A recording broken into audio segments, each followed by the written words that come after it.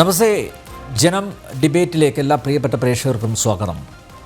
നിലം തൊടിക്കാതെ ഹിന്ദുസ്ഥാൻ, മതം ചോദിച്ച് കലിമ ചൊല്ലാത്തവരെ തോക്കിൻ കുഴലിലൂടക്കം ചെയ്ത് അവരുടെ നിസ്സഹായതയെ മുതലെടുത്ത് എന്തോ വലുതായി ഉണ്ടാക്കിയെന്ന് ആർത്തർമാദിച്ച ഭീരുക്കൾക്ക് കുടപിടിച്ച ആഗോള ഭീകരതയുടെ ഹോൾസെയിൽ ഡീലേഴ്സിന് അവരർഹിക്കുന്ന തക്കതായ ശിക്ഷ എന്തോ അത് കൊടുത്ത് മൂലക്കിരുത്തിയ നരേന്ദ്രൻ്റെ ഹിന്ദുസ്ഥാൻ, കരയിലും കടലിലും ആകാശത്തും പ്രതിരോധം തീർത്ത കാരിരുമ്പുപോൽ കരുത്ത് കാട്ടിയ കണ്ണിലെണ്ണയൊഴിച്ചുലാത്തും കാവൽ സിംഹങ്ങൾക്ക് കരുതലേകും ഹിന്ദുസ്ഥാൻ, വിറപ്പിച്ച് ഹിന്ദുസ്ഥാൻ, വിറങ്ങലിച്ച് പാകിസ്ഥാൻ. ഓപ്പറേഷൻ സിന്ദൂറിൽ മാസ്റ്റർ ഹിറ്ററായ ഹിന്ദുസ്ഥാൻ ഇസ്ലാമാബാദിലും കറാച്ചിയിലും ലാഹോറിലും പെഷവാറിലും നിലം പരിശാക്കിയത് വെറും കെട്ടിടങ്ങളല്ല, മതഭീകരതയുടെ കൂടാരങ്ങളാണ് തകർക്കപ്പെട്ടത്. ലോകസമാധാനത്തിന് അനിവാര്യമാണ് ഈ അടി. മതാന്ധത തലക്ക് പിടിച്ചവർക്ക്, മതഭ്രാന്തന്മാർക്ക് മസ്തകത്തിലേറ്റ പ്രഹരം അവർ മറക്കരുതൊരിക്കലും. ദേശസ്നേഹികളായ ദേശീയവാദികളായ ഭാരതീയർക്ക് സ്വാഭിമാന രാത്രി സമ്മാനിച്ച Hindustan, the master hit Hindustan. നമുക്ക് പരിശോധിക്കാം. കരസേന മുൻ ഉദ്യോഗസ്ഥരായ ബ്രിഗേഡിയർ നീഷെ ബാലൻ, മേജർ രവി, വിദേശകാര്യ വിദഗ്ധൻ ഡോക്ടർ പി അനിൽകുമാർ, സാമൂഹ്യ നിരീക്ഷകരായ Sreejith Panicker, doctor Nusrat Jahan, C M Jamaluddin മൗലവി എന്നിവർ ചേരുന്നു. എന്നോടൊപ്പം എല്ലാ അതിഥികളെയും ഈ സംവാദത്തിലേക്ക് സ്നേഹാദരങ്ങളോടെ സ്വാഗതം ചെയ്യുന്നു. ഒപ്പം പ്രേക്ഷകരെയും ഞാൻ ഈ സംവാദം ഡോക്ടർ നുസ്രത് ജഹാനിൽ നിന്ന് ആരംഭിക്കുകയാണ്. ഡോക്ടർ നുസ്രത് ജഹാൻ, പാകിസ്ഥാൻ ഇരന്ന് വാങ്ങിയതല്ലേ? മാത്രമല്ല മറ്റൊരു കാര്യം, അതായത് ഈ സംഘർഷത്തിൻ്റെ മറവിൽ വർഗീയ ചേരിതിരിവ് ഉണ്ടാക്കാനുള്ള ശ്രമവും ബോധപൂർവം നടക്കുന്നു. അതിൻ്റെ ചില ഉദാഹരണങ്ങൾ ഇന്ന് വിദേശകാര്യ സെക്രട്ടറി വാർത്താ സമ്മേളനത്തിൽ നിരത്തുകയുണ്ടായി. ഇരന്ന് വാങ്ങിയതല്ലേ ഈ അടി? ഡോക്ടർ നുസ്രത് ജഹാൻ. യെസ്, ഒരു യുദ്ധമുഖത്ത് രാജ്യം ഇരിക്കുമ്പോൾ നമ്മളൊക്കെ ഇങ്ങനെ സംസാരിക്കാൻ വന്നിരിക്കുക എന്ന് പറയുന്നത് തന്നെ ഒരു ധൈര്യ. ഇപ്പൊ ഡൽഹിയിൽ ഇരിക്കുമ്പോൾ ഡൽഹിന്റെ ചുറ്റിലുമുള്ള എയർപോർട്ടുകൾ അടിച്ചു. ഇപ്പൊ ഡൽഹി ഹൈ അലേർട്ട് ഏരിയ ആണ്. അപ്പോ ഇതുപോലുള്ള ഒരു അവസ്ഥയിൽ നമ്മളൊക്കെ ഇരിക്കേണ്ട ഒരവസ്ഥ വന്നത്, ഇവര് നമ്മൾ പറയില്ലേ വടി കൊടുത്ത് അടി വാങ്ങുക, ഇതാണിപ്പം പഹൽഗാമിൽ നമ്മൾ അന്ന് കണ്ടത്. ആ 26 പേരെ കൊന്ന ഈ ആൾക്കാർക്ക് തിരിച്ചു കൊടുക്കണ്ടേ എന്നുള്ള 2 സംശയത്തിലാണ് ഇന്നിപ്പം കേരളത്തിലെ ജനങ്ങൾ, അല്ലെ? വിദേശകാര്യ വക്താവ് ഒരു പേപ്പർ കയ്യിൽ വെച്ചിട്ടാണ് അദ്ദേഹം പറഞ്ഞത്, ദ ഫോട്ടോസ് ഓഫ് ദ മരിച്ച ഭീകരവാദികളുടെ മയ്യത്ത് നമസ്കാരം നടക്കുന്ന ഫോട്ടോ കയ്യിൽ പിടിച്ചിട്ടാണ് വിദേശകാര്യ സെക്രട്ടറി ഇന്ന് സംസാരിച്ചത്. ബിക്കോസ് ഹി ആൻസേർഡ്, ഞാനല്ല പറയണത്, വിദേശകാര്യ secretary answered, there is a religion for terrorism, this shows, Indian foreign secretary says. Y?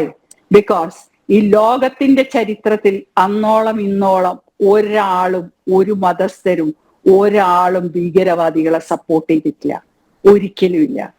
ധർമ്മത്തെ മാത്രം സപ്പോർട്ട് ചെയ്തിട്ടുള്ളൂ. ഭീകരവാദികൾക്ക് വേണ്ടി ഒരു മതങ്ങളും ഒരു സംഘടനകളും ഈ മുസ്ലിം ഇപ്പൊ മുസ്ലിമിന്റെ വിരോധിയായി പറയും. ഇതാണെന്ന് ഫോറിൻ സെക്രട്ടറി പറഞ്ഞത്.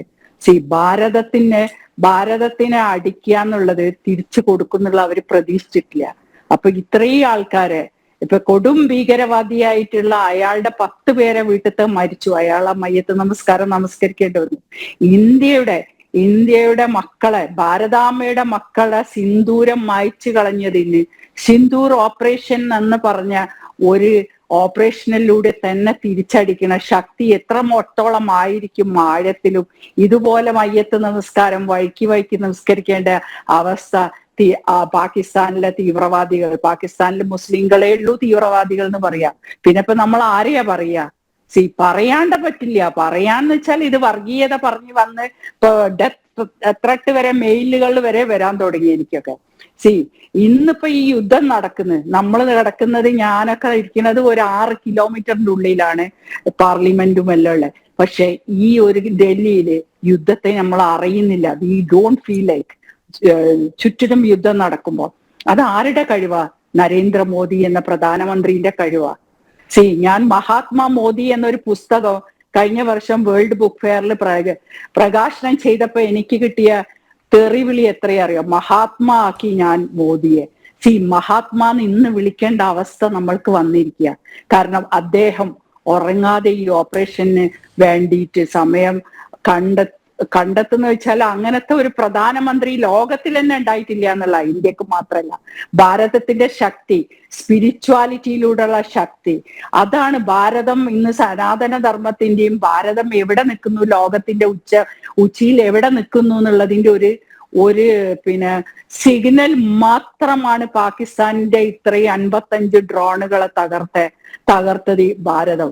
സി മിസൈൽ യൂസ് ചെയ്യാന്ന് പറയുമ്പോ ഇവര് വിചാരിച്ചിട്ടുണ്ടാവും ഭാരതത്തിനോട് കളിക്കുന്ന എല്ലാ രാജ്യവും. ഈ ഭാരതത്തിന്റെ വിശ്വാസത്തില്, ഈ ഒരു ദൈവിക വിശ്വാസത്തിൽ ഹിന്ദുക്കൾ എന്ന് പറഞ്ഞാൽ എല്ലാ ദൈവങ്ങളെ കയ്യിലും ആയുധങ്ങളാ. ആ ആയുധങ്ങളെ പേര് യൂസ് ചെയ്ത വെപ്പൺസ് ആണ് ഇന്ത്യ ഗവൺമെന്റ് യൂസ് ചെയ്തത്. ഇന്നലെ എന്താ യൂസ് ചെയ്തത്? സുദർശന ചക്ര മിസൈൽ യൂസ് ചെയ്തിട്ടാണ് ഫുൾ 15 സിറ്റികൾ ആക്രമിക്കാൻ വന്ന 55 ഡ്രോണുകളെ തകർത്തത്. ശ്രീമതി നുസ്രത്ത് ജഹാൻ, ഈ സുദർശന ചക്രം എന്നൊന്നും പറയുന്നത് ഇവിടെയുള്ള പാക് അനുകൂലികൾക്ക് ഇഷ്ടപ്പെടുന്നില്ല കേട്ടോ. അങ്ങനെയൊരു വ്യാഖ്യാനം എന്തിനാണ് കൊടുക്കുന്നത്? റഷ്യയിൽ നിന്ന് കോടികൾ കൊടുത്ത് വാങ്ങിയതല്ലേ, എന്തിനാണ് സുദർശന ചക്രം എന്ന് പറയുന്നതെന്നൊക്കെയാണ്. ഇവിടെ നമ്മുടെ കേരളത്തിലെ മതേതരായിട്ടുള്ള അങ്ങനെ അവകാശപ്പെടുന്ന കുറെ പേരുണ്ടല്ലോ, അവർക്കൊന്നും മതേതരൊന്നും കാണുന്നില്ല. സുദർശനം ഉൾക്കൊള്ളാൻ പറ്റാത്തപ്പം കുറെ പറഞ്ഞു. പക്ഷെ 24 hours കേരളത്തിലെ മതേതര ഒന്നും കണ്ടിട്ടുണ്ടായിരുന്നില്ല ഫേസ്ബുക്കില്. ജീവിതത്തിൽ ആദ്യമായിട്ട് പൊളിറ്റിക്സിൽ വന്നതിന്റെ ശേഷം തെറി കിട്ടാത്ത ഒരു 24 മണിക്കൂർ എനിക്ക് കടന്നുപോയി.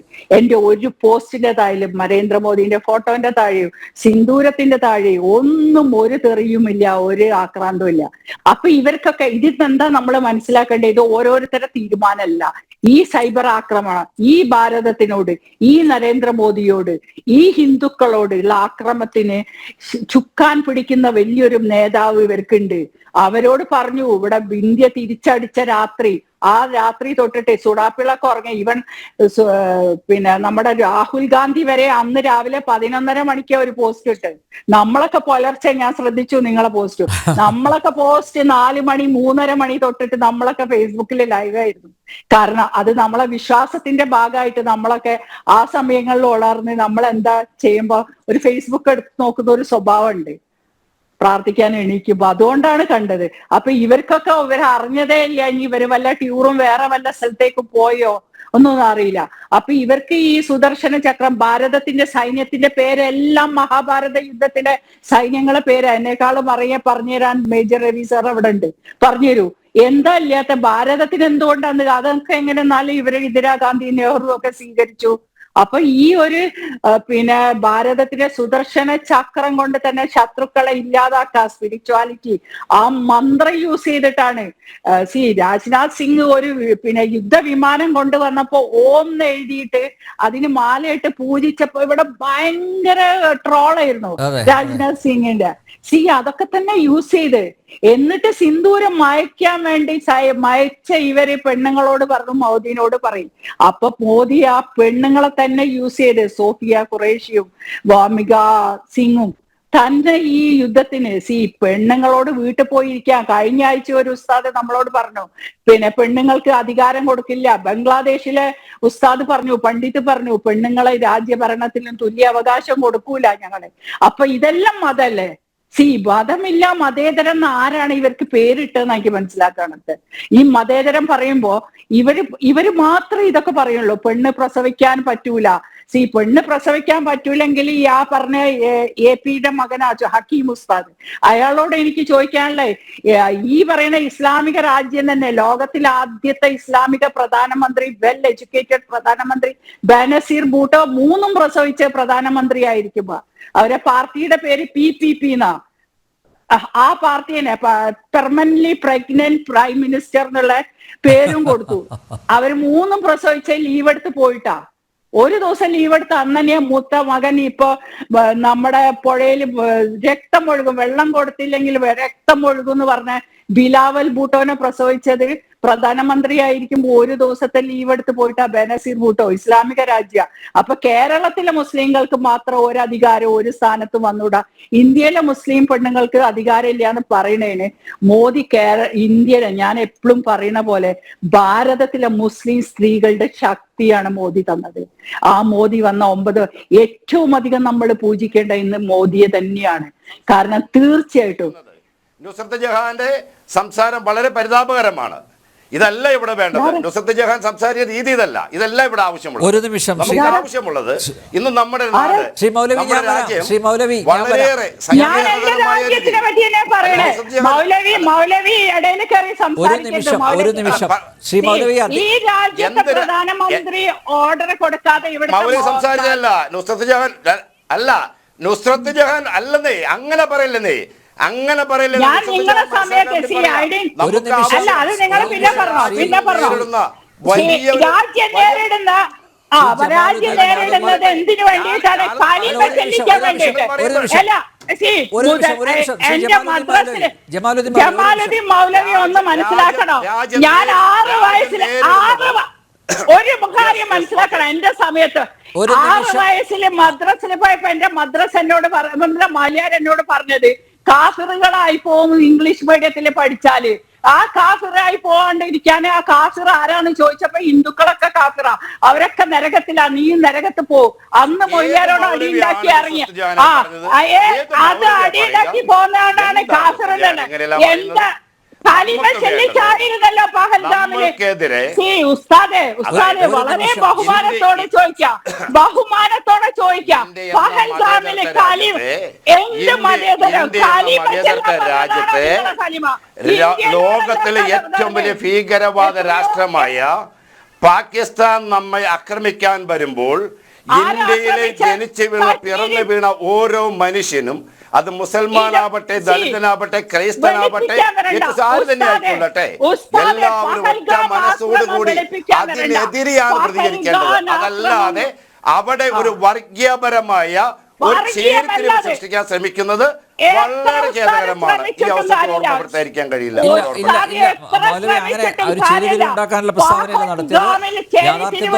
തന്നെയാണ് മാറ്റി നിർത്തി കലിമ ചെല്ലാൻ അറിയണവരെ മാറ്റി നിർത്തിയിട്ട്.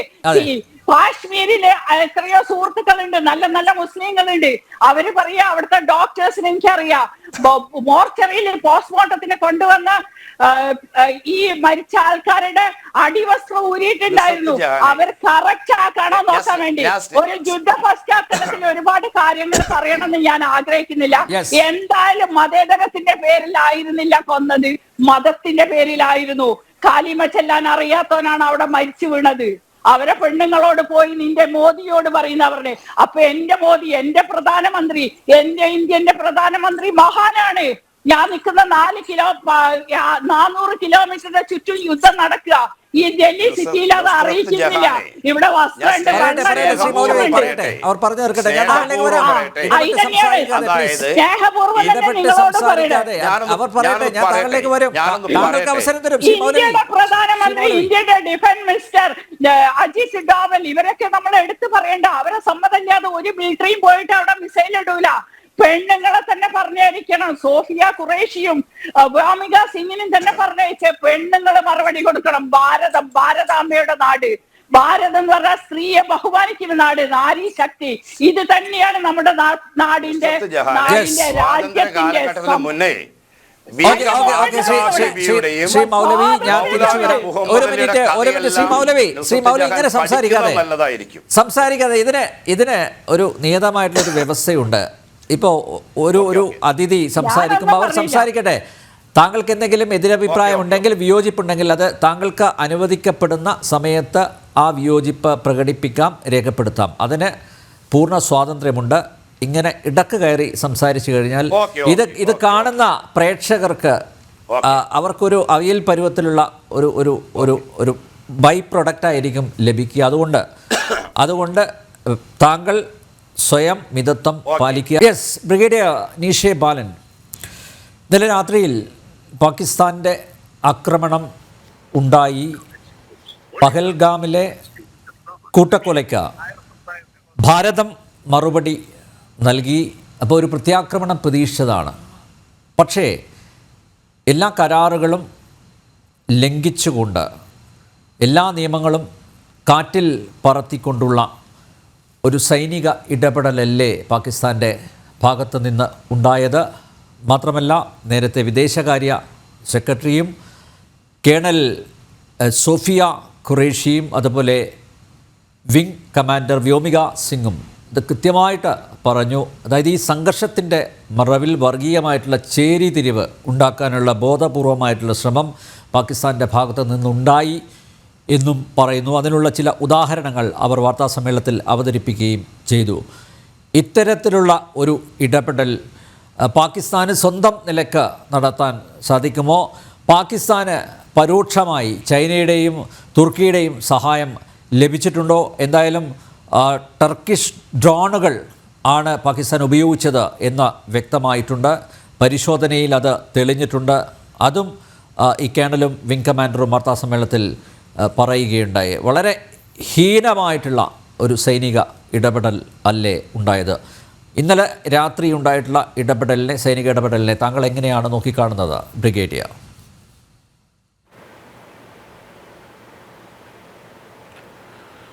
പാകിസ്ഥാൻ ഒരു ഹീന രാജ്യമാണ്. അപ്പോൾ ഒരു ഹീന രാജ്യത്തിൽ നിന്ന് ഹീന പ്രവർത്തനം മാത്രമേ നമ്മൾ പ്രതീക്ഷിക്കാവൂ. അപ്പോൾ അവരുടെ എല്ലാവിധ ക്രിയകളും എല്ലാം ഒരു ഹീനത്വത്തിൻ്റെ ഒരു ലാഞ്ചന, അല്ലെങ്കിൽ അത് മുക്കിയിട്ടായിരിക്കും തരുന്നത്. ഈ ഭീകരവാദം എന്ന് പറയുന്നത് പാകിസ്ഥാൻ്റെ ഒരു കച്ചവടമാണ്. അവർ എവിടെ നിന്നും ജയിലിൽ നിന്ന് ആളുകളെയൊക്കെ എടുത്ത് അവർക്ക് പാരിതോഷികങ്ങൾ നൽകി അവരെ ടെററിസ്റ്റ് ട്രെയിനിങ് കൊടുത്തിട്ട് പരിശീലിപ്പിച്ചിട്ട് ഇന്ത്യയിലേക്ക് അയക്കുക എന്നുള്ളതാണ്. വേറെ വല്ലയിടത്തേക്കും അവർ അയക്കുന്നുണ്ടോ? ഇല്ല. അഫ്ഗാനിസ്ഥാനിലേക്കോ അവരുടെ അടുത്തുള്ള ദേശമായ ഇറാനിലേക്കോ അയക്കുന്നില്ല. ഇന്ത്യയിലേക്ക് മാത്രമേ അയക്കുന്നുള്ളൂ. അപ്പോൾ പാകിസ്ഥാന് ആകപ്പാടെ ഉള്ള ഒരു എക്സിസ്റ്റൻഷ്യൽ ക്രൈസിസ് ഉണ്ട്. അതായത് എന്തിനാണ് അവർ നിലനിൽക്കുന്നത് എന്നുള്ളത് അവർക്ക് തന്നെ അറിയാൻ പറ്റുന്നില്ല. രണ്ടാമത്തത്, അവിടെ ഭരിക്കുന്നത്, ഇത് ഞാൻ മുമ്പും പ്രതിപാദിച്ചിട്ടുണ്ട്, അവിടെ ഭരിക്കുന്നത് അവിടുത്തെ പട്ടാളമാണ്. അവർക്ക് ഭരണത്തിൻ്റെ പവർ നേരിട്ട് ഭരിക്കുന്നില്ലെങ്കിലും രാഷ്ട്രീയ കക്ഷികൾ അവർക്കെതിരെ അവർക്ക് അനുകൂലമായിട്ടും സ്വാധീനം ചെലുത്താൻ അവർക്ക് പറ്റും. അവർ ചെയ്യുന്നുണ്ട്. അവരാണ് അവിടുത്തെ വ്യവസായങ്ങൾ നടത്തുന്നത്. എത്രയോ കോടികളുടെ, 100 കോടികളോളം, $100 ബില്യൺ വ്യവസായങ്ങൾ അവർ നടത്തുന്നുണ്ട്, ചൈനയും ഇവരും എല്ലാം ഒത്തുകൊണ്ട്. അപ്പോൾ ഈ അവിടുത്തെ ഒരു പട്ടാളം എന്ന് വെച്ചാൽ അവർക്ക് ഹീനമായ പ്രവൃത്തിയെ പറ്റൂ. അവർക്ക് അധികാരത്തിൽ അധികാരത്തോട് ആസക്തി വന്ന് അതുകൊണ്ട് അതിനെ ദുരുപയോഗിച്ചുകൊണ്ടാണ് അവർ ചെയ്യുന്നത്. അപ്പോൾ അതിൽ അപ്പുറം ഒന്നും നമ്മൾ പ്രതീക്ഷിക്കരുത്. അതിൻ്റെ എല്ലാം ഭാഗമായിട്ടാണ് ഈ ഓരോ തന്ത്രങ്ങളിലും ഓരോ കാര്യങ്ങൾ അവർ ചെയ്യുമ്പോഴും എന്തിനും ഒരു ധാർമ്മികത്വം ഉണ്ടാവില്ല എന്നുള്ളത് നമ്മൾ ഉറച്ചു വിശ്വസിക്കണം. അതനുസരിച്ചാണ് അതിൻ്റെ പ്രതിക്രിയകൾ, അതിന് എതിരിടേണ്ടത് നമ്മൾ ആലോചിക്കേണ്ടതും പ്രവർത്തിക്കേണ്ടതും. വളരെ നാളുകൾ നമ്മളുടെ തലവഴി ഒരു മൂടുപടം ഉണ്ടായിരുന്നു. ആ മൂടുപടത്തിൻ്റെ നിറത്തിലാണ് നമ്മൾ പാകിസ്ഥാനെ കണ്ടിരുന്നത്. എന്നിരുന്നാലും നമ്മൾ അവർക്ക് തെളിവ് ഹാജരാക്കണം. എന്തുണ്ടായാലും എത്ര തെളിവ് കാണിച്ചാലും അവർ അത് സമ്മതിക്കില്ല. അന്താരാഷ്ട്ര തലത്തിലുള്ള ഒരു സമ്മർദ്ദത്തിന് അവർ വഴങ്ങില്ല. എങ്ങനെ വന്നാലും ഇന്ത്യക്കെതിരെ ഭീകരത്വം അഴിച്ചുവിടുക എന്നുള്ളത് ഒരു തൊഴിലാക്കി തന്നെ അവർ മാറ്റിയിട്ടുണ്ട്. അപ്പോൾ അവരുടെ സൈന്യം അവരുടെ രാജ്യത്തിൽ നിന്ന് ഒന്നും പ്രതീക്ഷിക്കേണ്ടതില്ല. ഈ യുദ്ധത്തിൻ്റെ അവസാന ഘട്ടങ്ങളിൽ ഒരു പക്ഷേ പട്ടാളക്കാർ ഭരണം പിടിച്ചെടുത്തു കഴിഞ്ഞാൽ ഇത് വീണ്ടും തുടർന്നുകൊണ്ടിരിക്കും. അല്ലെങ്കിൽ അവിടെ പൂർണ്ണമായിട്ടുള്ള ജനാധിപത്യം ഭരണം, അവിടുത്തെ ജനങ്ങൾ തെരുവിലിറങ്ങി ഇവരെ എല്ലാവരും അടിച്ച് വീട്ടിലാക്കി അവർ സ്വയം ഭരിക്കാനുള്ള പര്യാപ്തത കാണിക്കണം. ഇപ്പോൾ ഭരിക്കുന്നത് പട്ടാളത്തിന് ഒരു മൗലിക ബോധങ്ങളൊന്നുമില്ല, അവർക്ക് മൂല്യങ്ങളില്ല, അവർ തോന്നുന്നത് പോലെയാണ്, അവരാണ് എല്ലാം ചെയ്യുന്നത്. അവർ മൊത്തം കറപ്റ്റഡായിട്ടുള്ള ഒരു ഓർഗനൈസേഷനായി മാറിയിരിക്കുന്നു. അവരുടെ നിലനിൽപ്പിന് വേണ്ടി അവർ കരുക്കളായിട്ട് മുന്നോട്ട് വിടുന്നതാണ് ഈ ഭീകരന്മാരെ. അവർക്ക് യുദ്ധത്തിനിറങ്ങാൻ ഭീരുത്വമുണ്ട്, അവർക്ക് യുദ്ധത്തിനിറങ്ങാൻ ധൈര്യമുണ്ടെങ്കിൽ അവർ വരട്ടെ, കാശ്മീരിനെതിരെ ഇന്ത്യക്കെതിരെ വരട്ടെ. അവർ വരുമ്പോൾ നമുക്ക് പറയാം ഇവർക്ക് ധീരതയുള്ളവരാണെന്ന്. അവരുടെ എല്ലാവിധ പ്രവൃത്തികളിലും നോക്കുകയാണെങ്കിൽ അവർ ഇങ്ങനെയാണ് പ്രവർത്തിക്കുന്നത്. അതിലപ്പുറം നമ്മളൊന്നും അവരിൽ നിന്ന് പ്രതീക്ഷിക്കരുത്. ശ്രീ ജമാലുദ്ദീൻ മൗലവി, ആഗോള ഭീകരവാദത്തിന് എന്നും കുട പിടിച്ചിട്ടുള്ള ഒരു രാജ്യമാണ് പാകിസ്ഥാൻ, അല്ലേ? നമുക്കെല്ലാവർക്കും അറിയാവുന്ന കാര്യമാണ്. ഇപ്പോൾ പാകിസ്ഥാന് ഒരു മറുപടി കൊടുത്തു. പഹൽഗാം ഭീകരാക്രമണം ഉണ്ടായി 26 നിസ്സഹായരായിട്ടുള്ള നിരായുധരായിട്ടുള്ള വിനോദസഞ്ചാരികളെ കൂട്ടക്കൊല ചെയ്യുകയായിരുന്നു. അത് നമുക്കറിയാം, മതം ചോദിച്ചുള്ള കൂട്ടക്കൊല തന്നെയായിരുന്നു. കലീമ ചൊല്ലാത്തവരെ മാറ്റി നിർത്തി വെടിവെച്ച് കൊല്ലുന്നു. അത്രയും ഹീനമായിട്ടുള്ളൊരു കൊലപാതകം. ബ്രിഗേഡിയർ നീഷെ ബാലൻ പറഞ്ഞതുപോലെ പാകിസ്ഥാനിൽ നിന്ന് നമുക്ക് അതേ പ്രതീക്ഷിക്കാൻ പറ്റൂ. കാരണം വിവേകശൂന്യമായിട്ടുള്ള പെരുമാറ്റമാണ് എന്നും അവരുടെ ഭാഗത്തു നിന്ന് ഉണ്ടായിട്ടുള്ളത്. അപ്പോൾ ആ ഭീകരർ ഇടപെട്ട് നടത്തിയ ആ കൂട്ടക്കൊലയ്ക്ക് മറുപടിയായിട്ട് പാകിസ്ഥാനിലെ 9 ഭീകരരുടെ താവളങ്ങൾ ആണ് ഹിറ്റ് ചെയ്തത് ഭാരതം, അല്ലേ?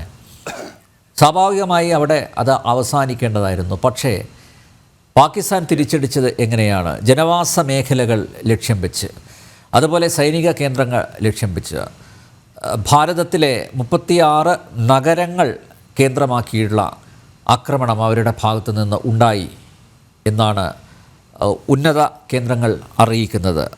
മാത്രമല്ല, ഏറ്റവും ഗുരുതരമായിട്ടുള്ളത് സിവിലിയൻ വിമാനങ്ങളെ മനുഷ്യ കവചമാക്കി എന്നുള്ളതാണ്. ദോഹയിൽ നിന്ന് ലാഹോറിലേക്ക് വരുന്ന ഒരു വിമാനം, അതിൻ്റെ റൂട്ട് പോലും മാറ്റാതെ അവിടെ, അഥവാ അങ്ങനെ ഭാരതത്തിൽ നിന്നുള്ള ആ മിസൈലുകൾ കൊണ്ട് ആ വിമാനം തകർക്കപ്പെടുകയാണെങ്കിൽ അതിൻ്റെ പൂർണ്ണ ഉത്തരവാദിത്തം ഭാരതത്തിൻ്റെ തലയിൽ വെച്ച് കിട്ടുക. ഈ യാത്രാ വിമാനത്തിന് നേരെ ആക്രമണം നടന്നു കഴിഞ്ഞാൽ അത് ഉയർത്തിപ്പിടിച്ച് വലിയ മനുഷ്യാവകാശ പ്രശ്നമാക്കി ഉയർത്തിക്കൊണ്ടുവരിക, ആഗോളതലത്തിൽ അത് ചർച്ച ചെയ്യുക. മാത്രമല്ല, ഭാരതത്തിലെ തന്നെ ചില മതസ്ഥാപനങ്ങൾക്ക് നേരെ ഭാരതം ആക്രമണം നടത്തുന്നു എന്ന രീതിയിലുള്ള കള്ളപ്രചരണം നടത്തുന്നു. അതായത് ഗുരുദ്വാരയ്ക്ക് നേരെയുള്ള ആക്രമണം. പാകിസ്ഥാനാണ് ആക്രമണം നടത്തിയത്, പക്ഷേ അതിൻ്റെ ഉത്തരവാദിത്വം ഭാരതത്തിൻ്റെ തലയിൽ കെട്ടിവെക്കുക. അങ്ങനെ അത്യന്തം ഹീനമായിട്ടുള്ള ഇടപെടലുകളാണ് നടക്കുന്നത്, അല്ലേ? ഇന്നലത്തെ ആക്രമണം തന്നെ നോക്കൂ. അതിൽ നിന്ന് പാകിസ്ഥാൻ ഒരു പാഠം പഠിച്ചിട്ടുണ്ടെങ്കിൽ ഇന്ന് അവർ ആക്രമണത്തിന് മുതിരില്ല, ഒരു സംശയവുമില്ല അക്കാര്യത്തിൽ. പക്ഷേ ഇന്നും ആക്രമണത്തിന് സൈനിക ഇടപെടലിന് കോപ്പ് കൂട്ടുന്നു എന്ന വാർത്തയാണ് പുറത്ത് വരുന്നത്. നമ്മൾ മനുഷ്യസ്നേഹികൾ, ലോകസമാധാനത്തിന് കാംക്ഷിക്കുന്ന നമ്മളെപ്പോലുള്ളവർ ഇതിനെ എങ്ങനെയാണ് വിലയിരുത്തേണ്ടത്? ശ്രീ മൗലവി.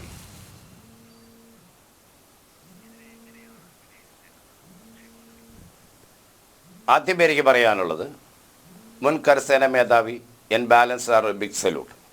കാരണം ഇപ്പോൾ നടക്കുന്ന സംഭവ വികാസങ്ങളെക്കുറിച്ച് അദ്ദേഹം ഈ ബൈറ്റിൽ വളരെ വ്യക്തമായ രീതിയിലൊരു പ്രതിവാദം നടത്തുകയുണ്ടായി. അതായിരിക്കണം നമ്മുടെ ഡിബേറ്റ്. അതല്ലാതെ ഈ ഒരു വിഷയത്തിൻ്റെ മുകളിൽ വർഗീയപരമായ ചേരിതിരിവോടുകൂടിയുള്ള സംസാരങ്ങളും അതുപോലെ തന്നെ രാഷ്ട്രീയപരമായ പോരാട്ടങ്ങളൊന്നും അല്ല ഇവിടെ ആവശ്യം. പാകിസ്ഥാൻ എന്ന് പറയുന്ന രാജ്യം തീർത്തും നമുക്കറിയാം, നമ്മൾ സ്വാതന്ത്ര്യം പ്രാപിച്ചു കഴിഞ്ഞതിന് ശേഷം നമ്മളോടൊപ്പം തന്നെ സ്വാതന്ത്ര്യം പ്രാപിച്ച രാജ്യമാണ് പാകിസ്ഥാൻ. ആ രാജ്യത്തിൻ്റെ ഇന്നത്തെ അവസ്ഥയും നമ്മുടെ ഭാരതത്തിൻ്റെ അവസ്ഥയും നമുക്കറിയാം. കാരണം ഇന്ന് വളരെ ദരിദ്രമായ രീതിയിൽ, ഇന്നലെ ഞാനൊരു പോസ്റ്റ് കണ്ടു, 1 കിലോ അരിക്ക് 340 രൂപയാണ് വിലയെന്ന്. അടിയന്തരാവസ്ഥയുടെ സാഹചര്യമാണ് അവിടെ. എന്തുകൊണ്ടാണത് അങ്ങനെ വന്നത്? ആ രാജ്യത്തെ ഭരണകർത്താക്കളുടെ അവരുടെ സ്വാർത്ഥ താല്പര്യങ്ങൾക്കനുസൃതമായ ഭരണമാണ് അവിടെ. ജനാധിപത്യം എന്ന് പറയാൻ കഴിയില്ല. പട്ടാള അട്ടിമറികളിലൂടെ പല ഘട്ടങ്ങളിലും അവിടെ ഭരണങ്ങൾ മാറി മാറി വരുന്നത് നമ്മൾ കണ്ടവരാ. സാമ്പത്തികപരമായ രീതിയിൽ വളരെ പിന്നോക്കം നിൽക്കുന്ന ഒരു രാജ്യമായി പാകിസ്ഥാൻ അധപതിച്ചിട്ടുണ്ട് എന്നുള്ള കാര്യത്തിൽ യാതൊരു സംശയമില്ല. പാകിസ്ഥാനിൽ നിന്നും എന്നും എക്കാലവും നമ്മുടെ രാജ്യത്തിന് അവരുടെ ഭാഗത്തുനിന്ന് തീവ്രവാദവും എല്ലാ സമയവും നാം നേരിട്ടുകൊണ്ടിരിക്കുന്നവരാണ്.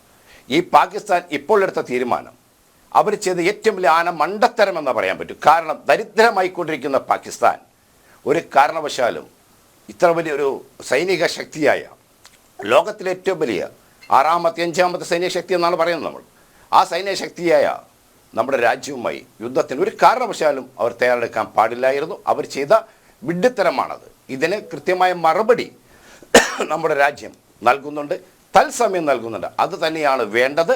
മാത്രമല്ല, തീവ്രവാദത്തെ പാകിസ്ഥാൻ ഒന്ന് ചിന്തിച്ചാൽ മതിയാമായിരുന്നു. പാകിസ്ഥാനിലെ പല പ്രവിശ്യകളിലും ജെയ്ഷെ മുഹമ്മദിൻ്റെയും അതുപോലെയുള്ള മറ്റ് തീവ്രവാദ ഗ്രൂപ്പുകളും ആ രാജ്യത്തിന് തന്നെ, അത് പാകിസ്ഥാന് തന്നെ വിനാശകരമായിക്കൊണ്ടിരുന്ന ആ തീവ്രവാദ ഗ്രൂപ്പുകളെ, തീർച്ചയായും ആ ഗ്രൂപ്പുകളെ നല്ലൊരു ശതമാനം ഗ്രൂപ്പ് നേതാക്കന്മാരെ അവരെയെല്ലാം ഉന്മൂലനം ചെയ്യാൻ ഈ ഇന്ത്യയുടെ, നമ്മളുടെ ഭാരതത്തിൻ്റെ ഈ കടന്നാക്രമണം കൊണ്ട്, പ്രതിരോധം കൊണ്ട്, അല്ലെങ്കിൽ പ്രതിഷേധിച്ചുകൊണ്ട് പ്രതിരോധത്തിൻ്റെ ഭാഗമായി അവർക്കും അതൊരു നേട്ടമായിരുന്നു. പക്ഷെ അതിന് പകരം അവർ നമുക്കെതിരെ വീണ്ടും ആക്രമിക്കാൻ വന്നത് അവർ ചെയ്ത വിഡ്ഢിത്തരം. ഞാൻ പറയുന്നു, ഇന്ത്യ എന്ന് പറയുന്ന രാജ്യം നിശ്ചയമായും അതിനെ തുടച്ചു നീക്കണം. ഇന്ത്യക്കെതിരെ വരുന്ന ശത്രുത ഏതൊരു ഭാഗത്തു നിന്നായിക്കൊള്ളട്ടെ. ഞാനൊരു കാര്യം കൂടി പറയാം. നമ്മൾ നുസ്രത്ത് ജഹാനും ഉണ്ടല്ലോ, കേൾക്കണമല്ലോ. നുസ്രത്ത് ജഹാനെ നമ്മളെല്ലാം പഠിച്ചിട്ടുണ്ടല്ലോ. എന്താണ് പഠിച്ചത്? നമ്മൾ ഏറ്റവും കൂടുതൽ ബഹുമാനിക്കുകയും നമ്മൾ ഏറ്റവും കൂടുതൽ ആഗ്രഹിക്കുന്ന, സ്വപ്നം കാണുകയും ചെയ്യുന്ന, എന്നെ സംബന്ധിച്ചിടത്തോളം വിശുദ്ധ കഅബ, വിശുദ്ധ കഅബാലയം സ്ഥിതി ചെയ്യുന്ന സൗദി അറേബ്യ എന്ന് പറയുന്ന ആ മണ്ണിൽ നിന്ന് പോലും നമ്മുടെ പിറന്ന മണ്ണിനെതിരെ ഒരു അക്രമമുണ്ടായാൽ, അല്ലെങ്കിൽ അവരുടെ ഭാഗത്തൊരു പ്രതിഷേധമുണ്ടായാൽ നാം എന്ത് നിലപാട് സ്വീകരിക്കണമെന്നാണ് നുസ്രത്തെ നമ്മളെല്ലാം പഠിപ്പിച്ചിട്ടുള്ളത്. നമ്മുടെ വേദഗ്രന്ഥങ്ങൾ, നമ്മുടെ മതഗ്രന്ഥങ്ങൾ എന്താണ് നമ്മളെ പഠിപ്പിക്കുന്നത്? പിറന്ന മണ്ണിനു വേണ്ടി ജീവത്യാഗം ചെയ്യുന്നത് ഷഹീദിൻ്റെ കൂലി എന്നല്ലേ പഠിപ്പിച്ചിട്ടുള്ളത്. എന്തേ നമ്മൾ അങ്ങനെ പഠിക്കുന്നു? അപ്പോൾ പാകിസ്ഥാൻ നമുക്ക് വെല്ലുവാണോ? അല്ല. പാകിസ്ഥാനോ ബംഗ്ലാദേശോ നമ്മുടെ അതിർ രാജ്യങ്ങൾ ആരുമായിക്കൊള്ളട്ടെ, ഇനി ചൈന പോലും നമ്മളെ നേരിടാൻ വന്നാൽ അതിനെതിരെ ശക്തമായ നിലപാടോടുകൂടി നേരിടുന്ന നിലപാടാണ് ഇന്ത്യൻ മുസ്ലിങ്ങൾക്കുള്ളതെന്ന് പറയാൻ എനിക്ക് തൻ്റെ അടുത്തോട് പറയാൻ സാധിക്കും. കാരണം നാളെ രാജ്യം ആവശ്യപ്പെടുകയാണ്, ഈ രാജ്യത്തെ സിവിലിയന്മാർ ഈ രാജ്യത്തിൻ്റെ പട്ടാളത്തിൻ്റെ ഭാഗമാകണം, അല്ലെങ്കിൽ യുദ്ധത്തിൻ്റെ ഭാഗമാകണം എന്ന് പറഞ്ഞാൽ എഴുതി വയ്ക്കാം, 100% പറയാൻ കഴിയും. ഈ രാജ്യത്തുള്ള കോടിക്കണക്കിന് മുസ്ലിം യുവാക്കളും യുവതികളും ഇന്ത്യൻ സൈന്യത്തിൻ്റെ ഭാഗമായി മാറും. അതാണ് നമ്മൾ പഠിച്ചിട്ടുള്ളത്. ഞങ്ങളെ പഠിപ്പിക്കുന്നതും അതാണ്. ഞങ്ങളുടെ അറിവുകൾ നേടുന്നത് അത്തരത്തിലാണ്. ഇത് മാത്രം എനിക്ക് ഓർപ്പെടുത്താനുള്ളൂ.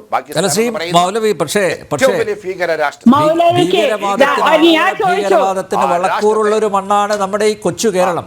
ഭാരതത്തിന്റെ കാര്യം വിടൂ, ഈ കൊച്ചു കേരളത്തിൽ നിന്ന് IS-ലേക്കൊക്കെ റിക്രൂട്ട് ചെയ്യപ്പെട്ട എത്ര യുവാക്കൾ, മതം മാറ്റി എത്ര പേരെ കൊണ്ടുപോയി. ഓക്കെ, ഒരു ക്വസ്റ്റ്യൻ ഉണ്ട് അനിൽജി. മൗലവി ഇപ്പൊ എത്ര പറഞ്ഞല്ലോ, രാജ്യമാണ് മുഖ്യം എല്ലാം പറയും. അല്ല, ഒരു ചോദ്യം അതിന് ഉത്തരം പറയാം.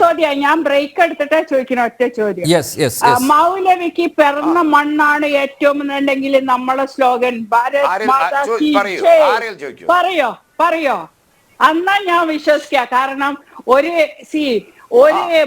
ശക്തനായ ഇപ്പൊ പറയണ ഇസ്ലാമിക ഞാൻ വിളിക്കാലോ, എന്താ വിഷയം? ഭാരത് മാതാ കീ ജയ്. ഭാരത് മാതാ കീ ജയ് തെറ്റി. ഭാരത് മാതാ കീ ജയ് ആർക്കും വിളിക്കാം, ആരും വിളിക്കും.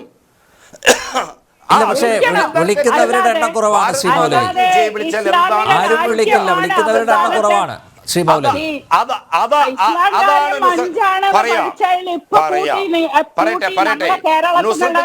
പോലെയുള്ളവരുടെ അറിവില്ലായ്മയാണ് ഇതിന് കാരണം. ഒരു അറിവില്ലായ്മയല്ല അത് കാരണം. ഞാൻ പറയാ, അല്ല നിങ്ങൾ പറഞ്ഞ ഇതിന്റെ ഉത്തരം ഞാൻ തരാം. ഒരു ഏത് ഭാരതീയനായ മുസൽമാനും എന്തായാലും ഭാരത് മാതാ കീ ജയ് എന്ന് മൗലവി വിളിച്ചത് തന്നെ എന്റെ വിഷയം.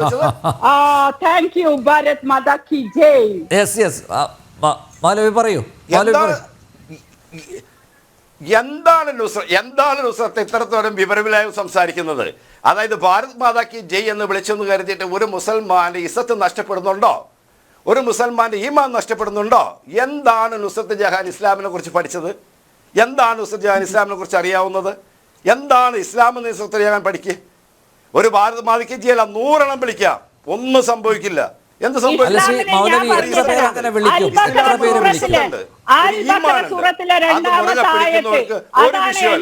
എന്റെ ഇസ്ലാം അൽ-ബഖറ സൂറത്തിലെ 2-ാമത്തെ ആയത്തിൽ പറയുന്നു, ഞാൻ ഈ വിശുദ്ധ ഖുർആൻ നിങ്ങളെ ഗ്രന്ഥം കയ്യിൽ തരുന്നതിനോട് കൂടി തന്നെ ഇതിന്റെ മുമ്പും പിമ്പും വന്ന എല്ലാ ഗ്രന്ഥങ്ങളിലും വിശ്വസിക്കുന്നവനാവണം മുസ്ലിം.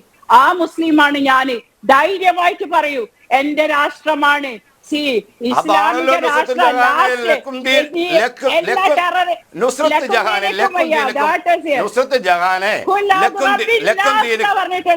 ജനങ്ങളോടാ പറഞ്ഞേ,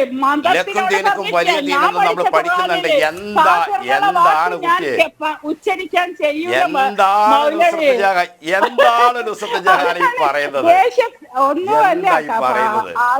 എല്ലാ മതങ്ങളെയും പറയട്ടെ, എല്ലാ മതങ്ങളെയും ഒരുപോലെ ബഹുമാനിക്കണമെന്ന് പറഞ്ഞ ഒരു വേദഗ്രന്ഥമുള്ള വിശുദ്ധ ഖുർആൻ. ആ വിശുദ്ധ ഖുർആനല്ലേ ഞാൻ പറയുന്നത്?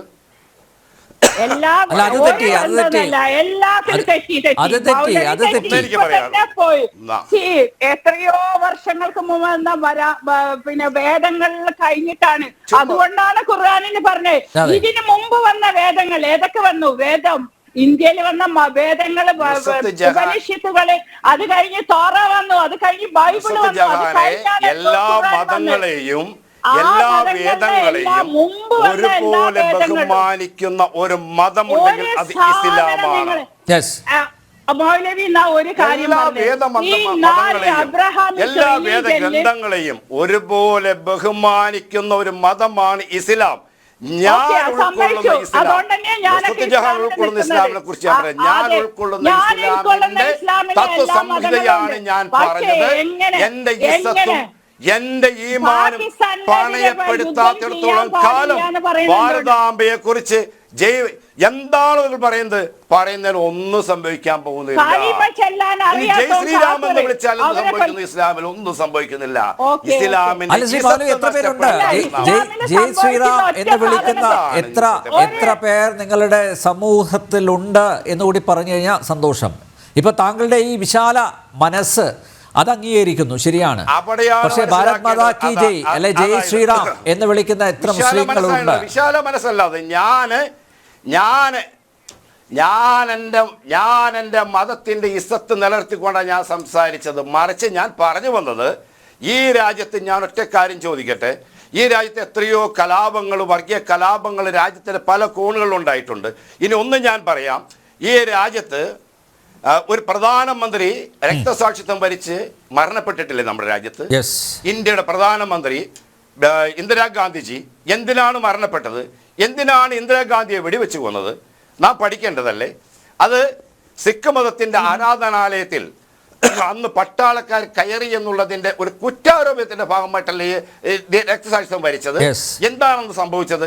പഞ്ചാബിൽ വളർന്നു വന്ന വലിയൊരു ടെററിസ്റ്റ് ഗ്രൂപ്പ്, അതായത് വലിയൊരു ഗ്രൂപ്പ്, ചെറിയ ഗ്രൂപ്പ് എന്ന് പറയാൻ കഴിയില്ല, ഭിന്ദ്രൻവാലയുടെ നേതൃത്വത്തിൽ വളർന്നു വന്ന വലിയൊരു ഗ്രൂപ്പ്, ആ നമ്മുടെ രാജ്യത്തിന്റെ അകത്ത് തന്നെ വളർന്നു വന്ന ഒരു ഭിന്ദ്രൻവാലയുടെ നേതൃത്വത്തിൽ ഉണ്ടായി വന്ന ഒരു ഗ്രൂപ്പിനെ ഇല്ലായ്മ ചെയ്ത ഭരണാധികാരിയായിരുന്നു ഉരുക്ക് വനിത എന്നറിയപ്പെട്ട ഇന്ദിരാഗാന്ധിജി.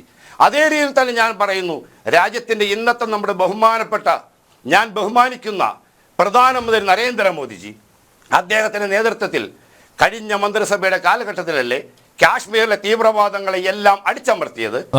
അതുകൊണ്ട് നമുക്കൊരു അഭിമാനിക്കാവുന്ന കാര്യം, ലോകരാജ്യങ്ങളുടെ മുന്നിൽ പാകിസ്ഥാനോ അല്ലെങ്കിൽ മറ്റ് രാജ്യങ്ങൾക്കോ ഇന്ത്യയുടെ ഇന്ന ഭാഗങ്ങളിൽ ഇവർക്ക് തീവ്രവാദ ഗ്രൂപ്പുകളുണ്ടെന്ന് ചൂണ്ടിക്കാണിക്കാൻ ഇല്ലാത്ത വിധത്തിൽ തുടച്ചു നീക്കപ്പെട്ടത് ഈ രണ്ട് ഭരണാധികാരികളായിരുന്നില്ലേ? അവരെ ഞങ്ങൾ അംഗീകരിക്കുന്നില്ലേ? അവർ നമ്മൾ അംഗീകരിക്കേണ്ടേ? രാജ്യത്തിൻ്റെ പൈതൃകമല്ലേ? അപ്പം ഇതെല്ലാം നമ്മൾ അറിഞ്ഞുകൊണ്ട് തന്നെയാണ് സംസാരിക്കുന്നത്. അപ്പോൾ വർഗീയതയും മതവിദ്വേഷങ്ങളും ഇത് രണ്ടാ. ഈ മാത്രമല്ല, അതിർത്തിയിൽ നിന്ന് കടന്നു വരുന്ന മറ്റ് രാജ്യങ്ങളിൽ നിന്ന് മറ്റ് രാഷ്ട്രങ്ങളിൽ കടന്നു വരുന്ന Yes. തീവ്രവാദവും മറ്റൊന്നാണ്. എല്ലാ രാജ്യത്തും എല്ലാ സംസ്ഥാനത്തും ഓരോ വാർഡിലെ പഞ്ചായത്ത് പരിശോധിച്ചാലും വ്യക്തികളുടെ ഉള്ളിൽ വർഗീയപരമായ ചേരിതിരിവുകൾ ഉരുത്തിരിഞ്ഞു വരുന്നുണ്ട് കാലഘട്ടത്തിൽ. ഒരു സംശയമില്ല കാര്യത്തിൽ. എല്ലാവരും ഒരുപോലെ ആകണമെന്നില്ല. ഞാനിത് പറഞ്ഞത് ഇസ്ലാമിൻ്റെ കാര്യമാണ് ഞാൻ നിങ്ങളെ സൂചിപ്പിച്ചത്, എൻ്റെ വ്യക്തിപരമായ കാര്യമല്ല. യെസ്, ഡോക്ടർ അനിൽകുമാർ, എന്തായാലും കനത്ത തിരിച്ചടി നൽകി ഇന്നലത്തെ രാത്രി പാകിസ്ഥാനെ സംബന്ധിച്ചിടത്തോളം ഒരിക്കലും മറക്കാൻ പറ്റില്ല. പക്ഷേ ഭാരതീയരെ സംബന്ധിച്ചിടത്തോളം സ്വാഭിമാന രാത്രിയാണ്. അവർ തൊടുത്ത മിസൈലുകൾ അതൊന്നും നിലത്ത് വന്ന് പതിച്ചില്ല. നമ്മുടെ സേന അത്ര സുസജ്ജമായിരുന്നു. അത്രയും പ്രതിരോധം തീർക്കാൻ അവർക്ക് സാധിച്ചു. നോക്കൂ, ഇപ്പോൾ പാകിസ്ഥാനിൽ തന്നെ ആഭ്യന്തര കലാപം പൊട്ടിപ്പുറപ്പെട്ടിരിക്കുന്നു എന്ന വാർത്തയാണ് പുറത്ത് വരുന്നത്. അവരുടെ സൈനിക മേധാവിയെ തന്നെ കസ്റ്റഡിയിലെടുത്തു എന്ന് പറയുന്നു, അറസ്റ്റ് ചെയ്യും എന്ന് പറയുന്നു, പുറത്താക്കും എന്ന് പറയുന്നു. ആ വാർത്തകളൊക്കെ പുറത്തു വരുന്നുണ്ട്. പാകിസ്ഥാൻ പ്രധാനമന്ത്രി രഹസ്യ കേന്ദ്രത്തിലാണ് എന്ന് പറയുന്നു. വാർത്തകൾ വരുന്നുണ്ട്. സ്ഥിരീകരിക്കപ്പെടാത്തതാണ് പലതും. പക്ഷേ എന്തായാലും ഒരു അനിശ്ചിതത്വം, അരാജകത്വം പാകിസ്ഥാനിൽ നിലനിൽക്കുന്നുണ്ട്. മാത്രമല്ല, സാമ്പത്തികമായി വലിയൊരു തകർച്ചയിലേക്ക് പാകിസ്ഥാൻ പോകുന്നു. IMF സഹായം, വായ്പയൊന്നും കൊടുക്കില്ല എന്നൊരു തീരുമാനം എടുക്കുന്നു. തീർത്തും ദുർബലമായി പോവുകയില്ല. മാത്രമല്ല, ഈ ബലൂജുകളുടെ, വിമോചന പോരാളികളുടെ സമ്മർദ്ദം, അവർ കൊറ്റ ഉൾപ്പെടെയുള്ള ചില സ്ഥലങ്ങൾ, ചില പ്രദേശങ്ങൾ അവരുടേത് ആക്കി മാറ്റിയിരിക്കുന്നു എന്ന് പറയുന്നു. അപ്പോൾ ഹിന്ദുസ്ഥാനിൽ നിന്ന് സമ്മർദ്ദം, ബലൂചിസ്ഥാനിൽ നിന്ന് സമ്മർദ്ദം, അതിൻ്റെ നടുവിൽ കിടന്ന് നട്ടം തിരിയുകയാണ് പാകിസ്ഥാൻ, അല്ലേ? പൊതുവിൽ പാകിസ്ഥാന് സാമ്പത്തികമായി, അതുപോലെ സൈനികമായി, എല്ലാ തരത്തിലും ഭൗതികമായി ഒക്കെ ഉണ്ടാകുന്ന ആഘാതങ്ങൾ ഇതൊക്കെയാണ്. അല്ല, യഥാർത്ഥത്തിൽ പാകിസ്ഥാനെക്കുറിച്ച് ആലോചിക്കുമ്പോൾ ഏതാണ് പാകിസ്ഥാൻ രാഷ്ട്രം എന്നുള്ളതാണ് ചോദ്യം. കാരണം അവിടെ ഒരുപാട് ഘടകങ്ങൾ നമുക്ക് കാണാൻ കഴിയും. സാധാരണ നമ്മുടെ ഒരു രാഷ്ട്രത്തെ നമ്മൾ ഡിഫൈൻ ചെയ്യുന്നത്, നിർവചിക്കുന്ന 4 ഘടകങ്ങൾ വെച്ചിട്ടാണ്. അവിടുത്തെ ജനസംഖ്യ, പോപ്പുലേഷൻ, ടെറിറ്ററി, സോവർണിറ്റി, ഇങ്ങനെയൊക്കെ പറഞ്ഞിട്ട് 4 ഗവൺമെൻറ്, ഇങ്ങനെ 4 ഘടകങ്ങൾ പറഞ്ഞിട്ടാണ് നമ്മളൊരു സ്റ്റേറ്റിനെ വിലയിരുത്തുന്നത്. പാകിസ്ഥാനെ സംബന്ധിച്ചിടത്തോളം ഈ 4 ഘടകങ്ങളെടുത്ത് പരിശോധിച്ചാലും അതിലേറ്റവും പ്രധാനപ്പെട്ട ചില ഘടകങ്ങൾ കൂടിച്ചേർന്ന് കുഴഞ്ഞു കിടക്കുന്നു എന്നുള്ളതാണ്.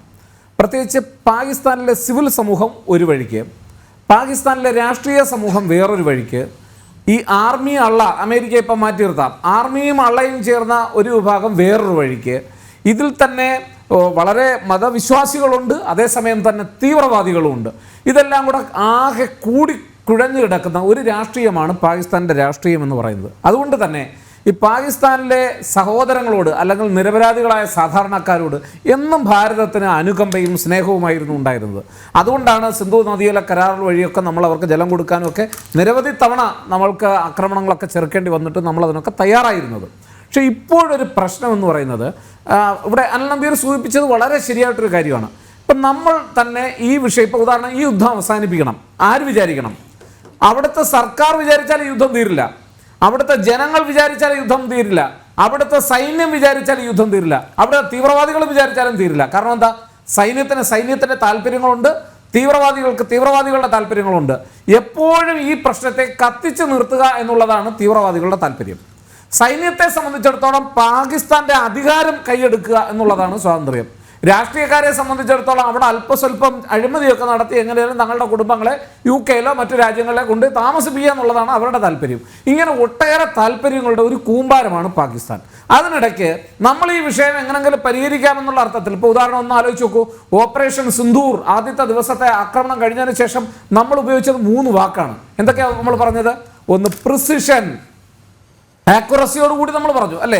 നമ്മൾ കൃത്യമായി അടിച്ചു, കാൽക്കുലേറ്റഡ് എന്ന് പറഞ്ഞു, കൃത്യമായി കണക്ക് കൂട്ടി അടിച്ചു. പിന്നെന്താ പറഞ്ഞത്? ഡീഎസ്കലേറ്റിംഗ്, ഇത് കൂടുതൽ വ്യാപിപ്പിക്കാൻ ആഗ്രഹിക്കുന്നില്ല. മാത്രമല്ല, അന്ന് അവസാനം നമ്മുടെ 2 വനിതകൾ, നമ്മുടെ സൈനിക മേധാവികൾ അന്ന് പത്രസമ്മേളനം നടത്തിയപ്പോൾ അതിനകത്ത് ഖുറേഷി പറഞ്ഞത് എന്താണ്? വി ജസ്റ്റിഫൈഡ് എന്നാ പറഞ്ഞത്. നമ്മൾക്ക് എതിരെ ഉണ്ടായ ആക്രമണത്തിന് നമ്മൾ തിരിച്ചടി കൊടുത്തു, നീതീകരിക്കത്തക്കവണ്ണം എന്ന് പറഞ്ഞു, നീതി നടപ്പിലാക്കി എന്ന് പറഞ്ഞാൽ അതിൻ്റെ അർത്ഥം എന്താ? നമ്മൾ ഇനിയൊരു ആക്രമണത്തിനില്ല, പക്ഷേ ഞങ്ങളെ ഏതെങ്കിലും തരത്തിൽ ഇനി തിരിച്ചടിക്കാൻ വന്നാൽ അപ്പോൾ കാണാം എന്നാണ് പറഞ്ഞതിൻ്റെ അർത്ഥം. പ്രധാനമന്ത്രി കൃത്യമായൊരു സന്ദേശവും കൊടുത്തു. വേണമെങ്കിൽ പാകിസ്ഥാൻ അവിടെ കൊണ്ട് അവസാനിപ്പിക്കാമായിരുന്നു. പക്ഷേ പാകിസ്ഥാനിലെ ധാരാളം സിവിലിയൻസും പാകിസ്ഥാനിലെ ചില രാഷ്ട്രീയക്കാരും ഇതിനെ അംഗീകരിച്ചു. പാർലമെന്റിൽ നെഞ്ചത്തടിച്ച് കരയുന്നത് നമ്മൾ കണ്ടതല്ല എന്മാര്. പക്ഷേ എന്താ സംഭവിച്ചത്? അവിടെയുള്ള സൈനിക മേധാവികളും, ആരായിരുന്നു സൈനിക മേധാവി? അസീം മുനീർ എന്താ പറഞ്ഞത്? നിങ്ങളുടെ രാജ്യത്തെ ചുട്ടുകരിക്കും, ആണവായുധം എടുത്ത് പ്രയോഗിക്കുമെന്നാ പറഞ്ഞത്. എവിടെ പറഞ്ഞയാളെ ചുട്ടുകരിക്കുന്ന അവസ്ഥയിലിരിക്കും ഇപ്പം. കാരണം അദ്ദേഹം അവിടുത്തെ മദ്രസ എഡ്യൂക്കേഷനിൽ പഠിച്ചു വന്ന ഒന്നാം തരം ഒരു തീവ്രവാദിയാണ് ഈ അസീം മുനീർ എന്ന് പറയുന്ന വ്യക്തി.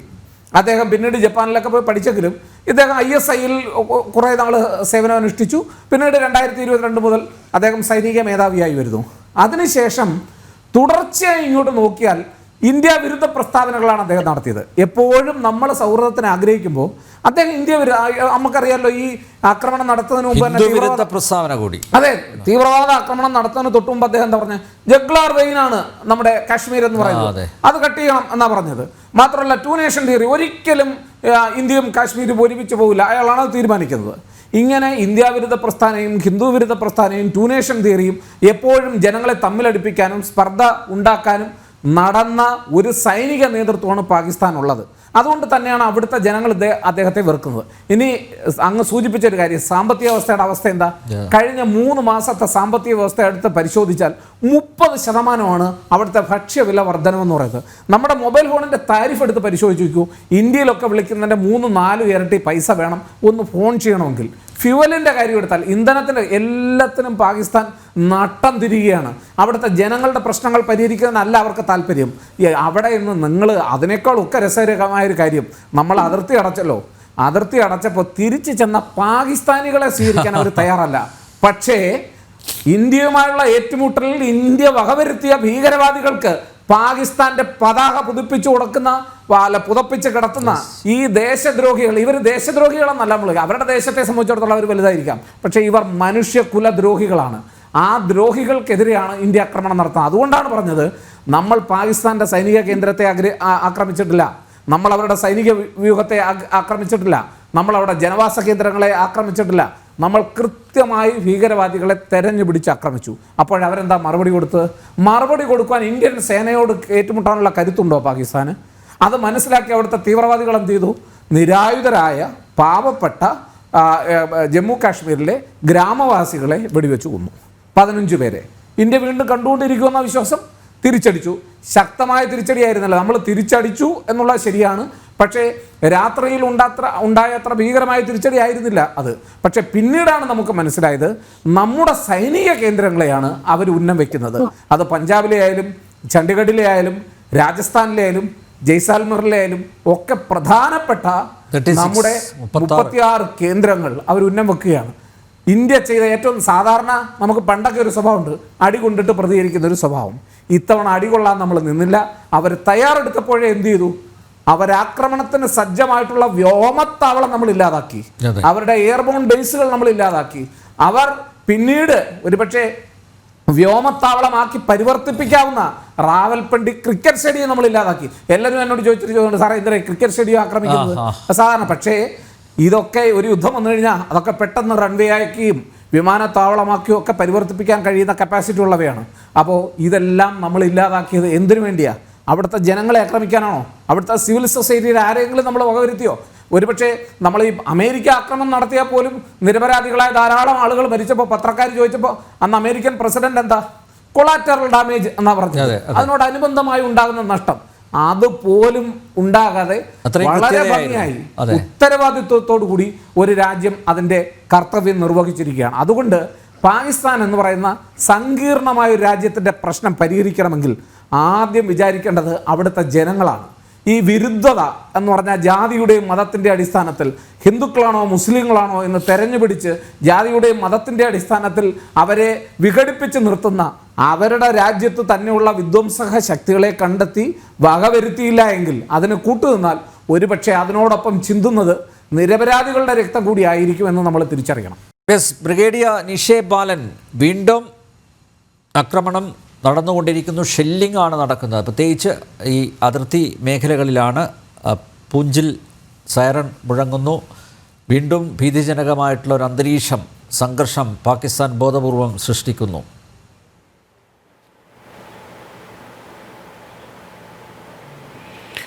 സാധാരണമായും ഈ സൈനിക ക്രിയകളും പ്രതിക്രിയകളൊക്കെ ഉണ്ടാകുമ്പോൾ ഏറ്റവും ആദ്യം ലംഘിക്കപ്പെടുന്നത് നിയന്ത്രണ രേഖയിലുള്ള ഒരു അച്ചടക്കമാണ്.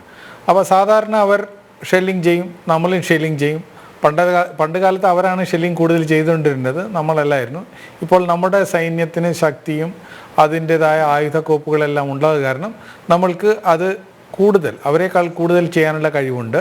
അവർ ഇപ്പോൾ ഷെല്ലിങ് ചെയ്യുന്നുണ്ടെങ്കിൽ ഉറപ്പായിട്ടും ഞാൻ പറയാണ്, നമ്മൾ ഒരു 2 അല്ലെങ്കിൽ 3 ഇരട്ടി ഷെല്ലിങ് അങ്ങോട്ടും ചെയ്തുകൊണ്ടിരിക്കുകയായിരിക്കും. യുദ്ധം കഴിഞ്ഞിട്ട് പട്ടികകളും കണക്കുകളെല്ലാം നിരത്തുമ്പോൾ നമ്മൾക്കെല്ലാം അറിയാൻ പറ്റും. എന്നാലും കുറച്ചൊക്കെ ഈ ഇൻഫർമേഷൻ വാർഫെയറിൽ കൂടി അവർ പറയും ഞങ്ങളിത് ചെയ്തു, ഞങ്ങളത് ചെയ്തു എന്നുള്ളത്. അപ്പോൾ അവരുടെ ആയുധക്കോപ്പുകളുടെ കണക്കെടുക്കുകയാണെങ്കിൽ തന്നെ അവർക്ക് ഒരു 4.5 അല്ലെങ്കിൽ 5 ദിവസം യുദ്ധം ചെയ്യാനുള്ളത്. അതായത് ഞങ്ങൾക്കൊരു കണക്കുണ്ട്, വാർ വേസ്റ്റേജ് റേറ്റ്. എത്രത്തോളം ആയുധം ആണ് ഒരു ആമിനിഷനാണ് വേണ്ടത്, വെടിക്കോപ്പുകൾ വേണ്ടത് ഒരു ദിവസം യുദ്ധം ചെയ്യാനായിട്ട് എന്നുള്ളതിൻ്റെ ഒരു കണക്കുണ്ട്. അതനുസരിച്ച് അവർക്ക് 4-4.5 ദിവസത്തേക്കുള്ള അമ്യൂണിഷനെ അവിടെ ഉള്ളൂ. അവർ ഫയർ ചെയ്യട്ടെ, നമ്മൾ തിരിച്ച് ഫയർ ചെയ്യും. അവിടെ നമ്മുടെ ബങ്കറുകളെല്ലാം ഉണ്ടാക്കി വെച്ചിട്ടുണ്ട്. അവിടെ സിവിലിയൻസിന് താമസിക്കാനും ഇപ്പോൾ അവർ വിളിക്കുന്നത് മോദി ബങ്കർ എന്നാണ് ആ ബങ്കറിന്. അതിനുള്ള സംവിധാനങ്ങളുണ്ട്. ഇരട്ടപ്പാതയുള്ള റോഡുണ്ട്. അവിടെ ആഹാരവും മെഡിസിൻസും മരുന്നുകളും എല്ലാം എത്തിക്കാനുള്ള എല്ലാവിധ സജ്ജീകരണങ്ങളും അതിൻ്റെ സംവിധാനങ്ങളും എല്ലാം ഉണ്ട്. അപ്പോൾ അത് ഒരു യുദ്ധപ്രതീതിയുള്ള സമയത്ത് അല്ലെങ്കിൽ യുദ്ധം നടക്കുന്ന സമയത്ത് ഇങ്ങനെയുള്ള കാര്യങ്ങളൊക്കെ ഉണ്ടാകും. പക്ഷേ എന്നിരുന്നാലും ഞാൻ ഉറപ്പ് തരുന്നു, എനിക്കറിയാം ഇത് നമ്മൾ അവർ ചെയ്യുന്നതിൻ്റെ 3 ഇരട്ടി അല്ലെങ്കിൽ 4 ഇരട്ടി അങ്ങോട്ട് ചെയ്തുകൊണ്ടേയിരിക്കുന്നു, ഇനിയും ചെയ്യും. ഏത് പടിവരെ അവർ ഈ യുദ്ധം പൊക്കിക്കൊണ്ടുപോകും നമുക്കറിയാമല്ലോ.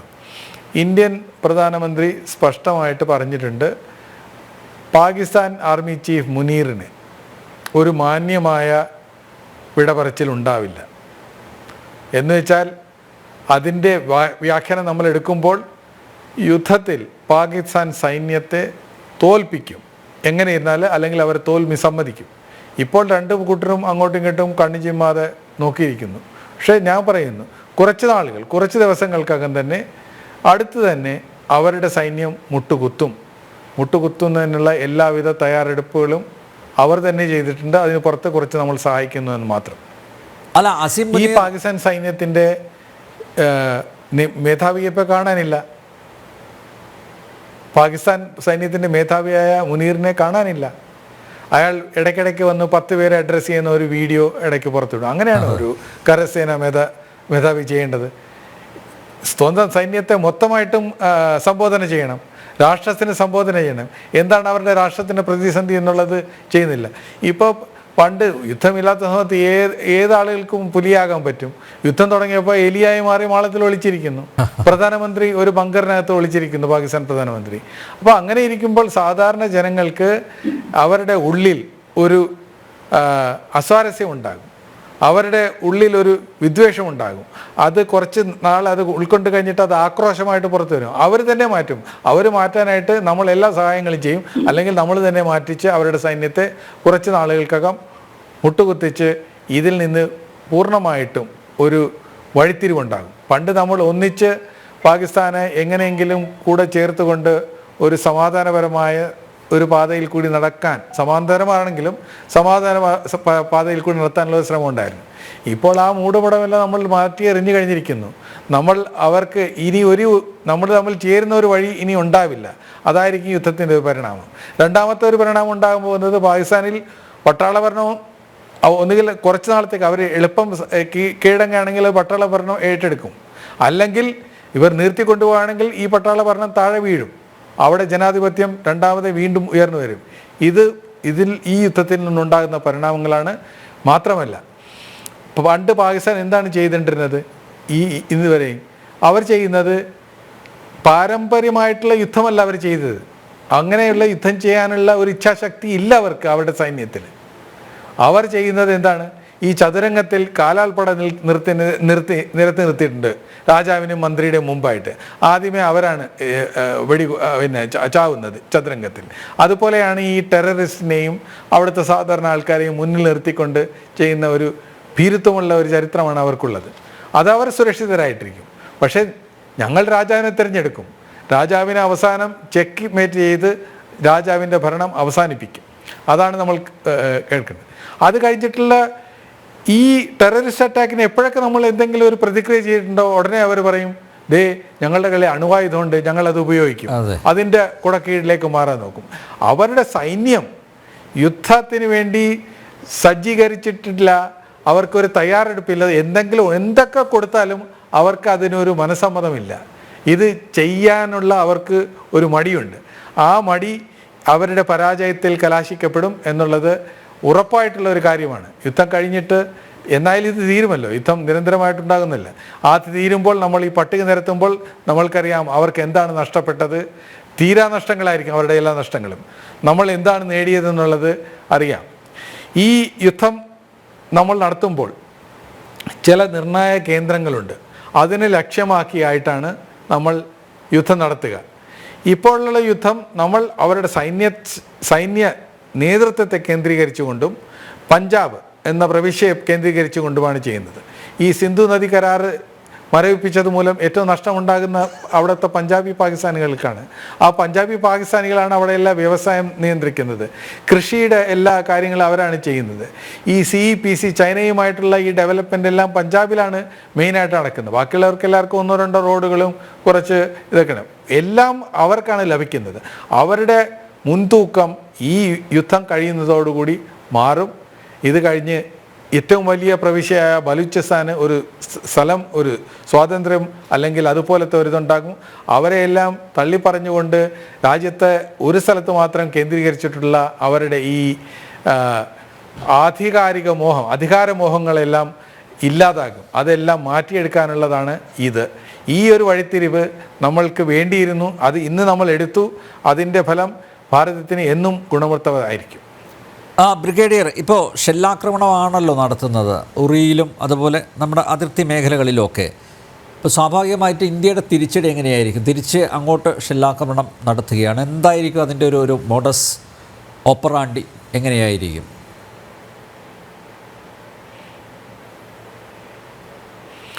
പാകിസ്ഥാന് അവിടെ ഉള്ള തോക്കുകളുടെ എണ്ണം വെച്ചാൽ അതിന് ഞങ്ങൾ ഗൺ ഡെൻസിറ്റി എന്ന് പറയും, ആർട്ടിലറി ഗൺ ഡെൻസിറ്റി. അപ്പോൾ ഒരു ബറ്റാലിയൻ്റെ മുമ്പിൽ അവരുടെ ഗൺ ഡെൻസിറ്റി 4, 3, 4 ഉള്ളൂ. നമ്മൾക്ക് 8, 10 ഉണ്ട്. അതായത് ഇരട്ടിയിൽ കൂടുതലുണ്ട്. അവരുടെ കയ്യിലുള്ള തോക്കുകളെക്കാളും പീരങ്കികളെക്കാളും കൂടുതൽ കരുത്തുള്ള, കൂടുതൽ ആത്മശക്തിയുള്ള പീരങ്കികളാണ് നമ്മുടെ അവിടെയുള്ളത്. അതല്ലാതെ തന്നെയും വേറെയും പലതരത്തിലുള്ള മിലിറ്ററി എക്യുപ്മെൻറ്റ്സും മിലിറ്ററി ഫയർ പവറും നമുക്ക് അവിടെയുണ്ട്. ഞാൻ ഉറപ്പായിട്ടും പണ്ടും ഇന്നും നമ്മൾ ചെയ്യുമ്പോൾ അവർ ചെയ്യുന്നതിന് ഷെല്ലിങ്ങിൻ്റെ ഒരു 3 ഇരട്ടി അവരുടെ സ്ഥലങ്ങളിൽ നമ്മൾ ആക്രമിക്കും. ഞാൻ പക്ഷേ മുമ്പ് പറഞ്ഞതുപോലെ നമ്മളുടെ നമ്മുടെ രാഷ്ട്രത്തിന് ഒരു ധാർമ്മികതയുണ്ട്, ഒരു ധർമ്മബോധമുണ്ട്. അത് മുറിക്കാനും അത് ചാടിക്കടക്കാനുമുള്ള പ്രവണത നമ്മൾക്കില്ല. ഒരു അക്രമവാസനയില്ല. ആക്രമിക്കാനും യുദ്ധം ചെയ്യാനുള്ള കഴിവ് നമുക്കുണ്ട്. പക്ഷെ അത് അക്രമമായിട്ടല്ല. നമ്മൾ ചെയ്യുന്നത് അവരുടെ പട്ടാളത്തിനെ കേന്ദ്രീകരിച്ചിട്ട് ആ പട്ടാളത്തിനെ നശിപ്പിക്കുക എന്നുള്ളത് നമ്മളുടെ ഒരു കർത്തവ്യമാണ്. അത് ചെയ്തിരിക്കും. ഈ യുദ്ധാവസാനം ഒരു അൺആക്സെപ്റ്റബിൾ ലെവൽ, അതായത് അവർക്ക് സമ്മതിക്കാൻ പറ്റാത്ത വിധത്തിലുള്ള നാശനഷ്ടങ്ങൾ അവരുടെ പട്ടാളത്തിന് ഉണ്ടാക്കും എന്നുള്ളത് ഉറപ്പാണ്.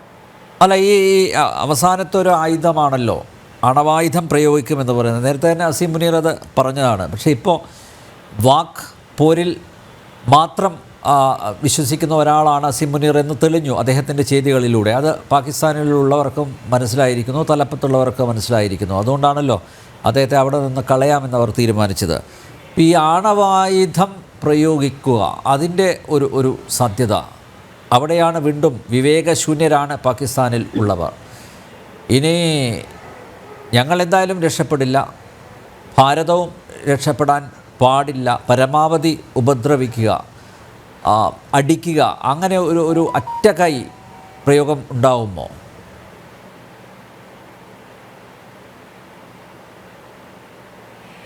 അങ്ങനെ ഒരു ലെവലിലേക്ക് കൊണ്ടുപോകാനുള്ള ധൈര്യമൊന്നും അവരില്ല. യുദ്ധം ചെയ്യാൻ ധൈര്യമില്ലാത്ത സൈന്യം എങ്ങനെയാണ് അണുവായുധം ഉപയോഗിക്കുക എന്ന് പറയുന്നത്?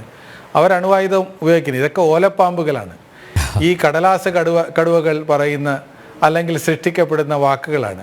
എന്തെങ്കിലും ഒരു ഇത് വന്നാൽ പറയും. രണ്ടുപേർ തമ്മിൽ ഇപ്പോൾ ഒരു അടി ഉണ്ടാകാൻ പോകുന്നു. അപ്പോൾ ഒരുത്തൻ പറയും, ദേ എന്നെ തൊട്ടല്ലേ, എന്നെ തൊട്ട് കളിച്ചാൽ ഞാൻ ഇത് ചെയ്യും. അല്ല, അങ്ങനെ പറയുന്നത് വെറും വാക്കുകളാണ്. തൊടാൻ അങ്ങനെ പറയേണ്ട കാര്യമില്ല, ചെയ്ത് കാണിക്കണം. അതിനുള്ള ധൈര്യമൊന്നുമില്ല. മാത്രമല്ല, ഈ ഏത് രാഷ്ട്രത്തിൻ്റെ സപ്പോർട്ടാണ് അവർക്കുള്ളത്? അവർക്കൊരു രാഷ്ട്രത്തിൻ്റെ സപ്പോർട്ടുമില്ല. ഇന്ന് പ്രബല ശക്തിയായ ഒരു പ്രബല രാജ്യമായ American vice president Shri Vance പറഞ്ഞത് എന്താണ്? We are fundamentally we do not see any interference in this matter. It is a local matter. അതായത് അടിസ്ഥാനപരമായിട്ട് ഞങ്ങൾ ഇതിൽ ഇടപെടേണ്ട കാര്യമില്ല എന്ന് പറഞ്ഞു.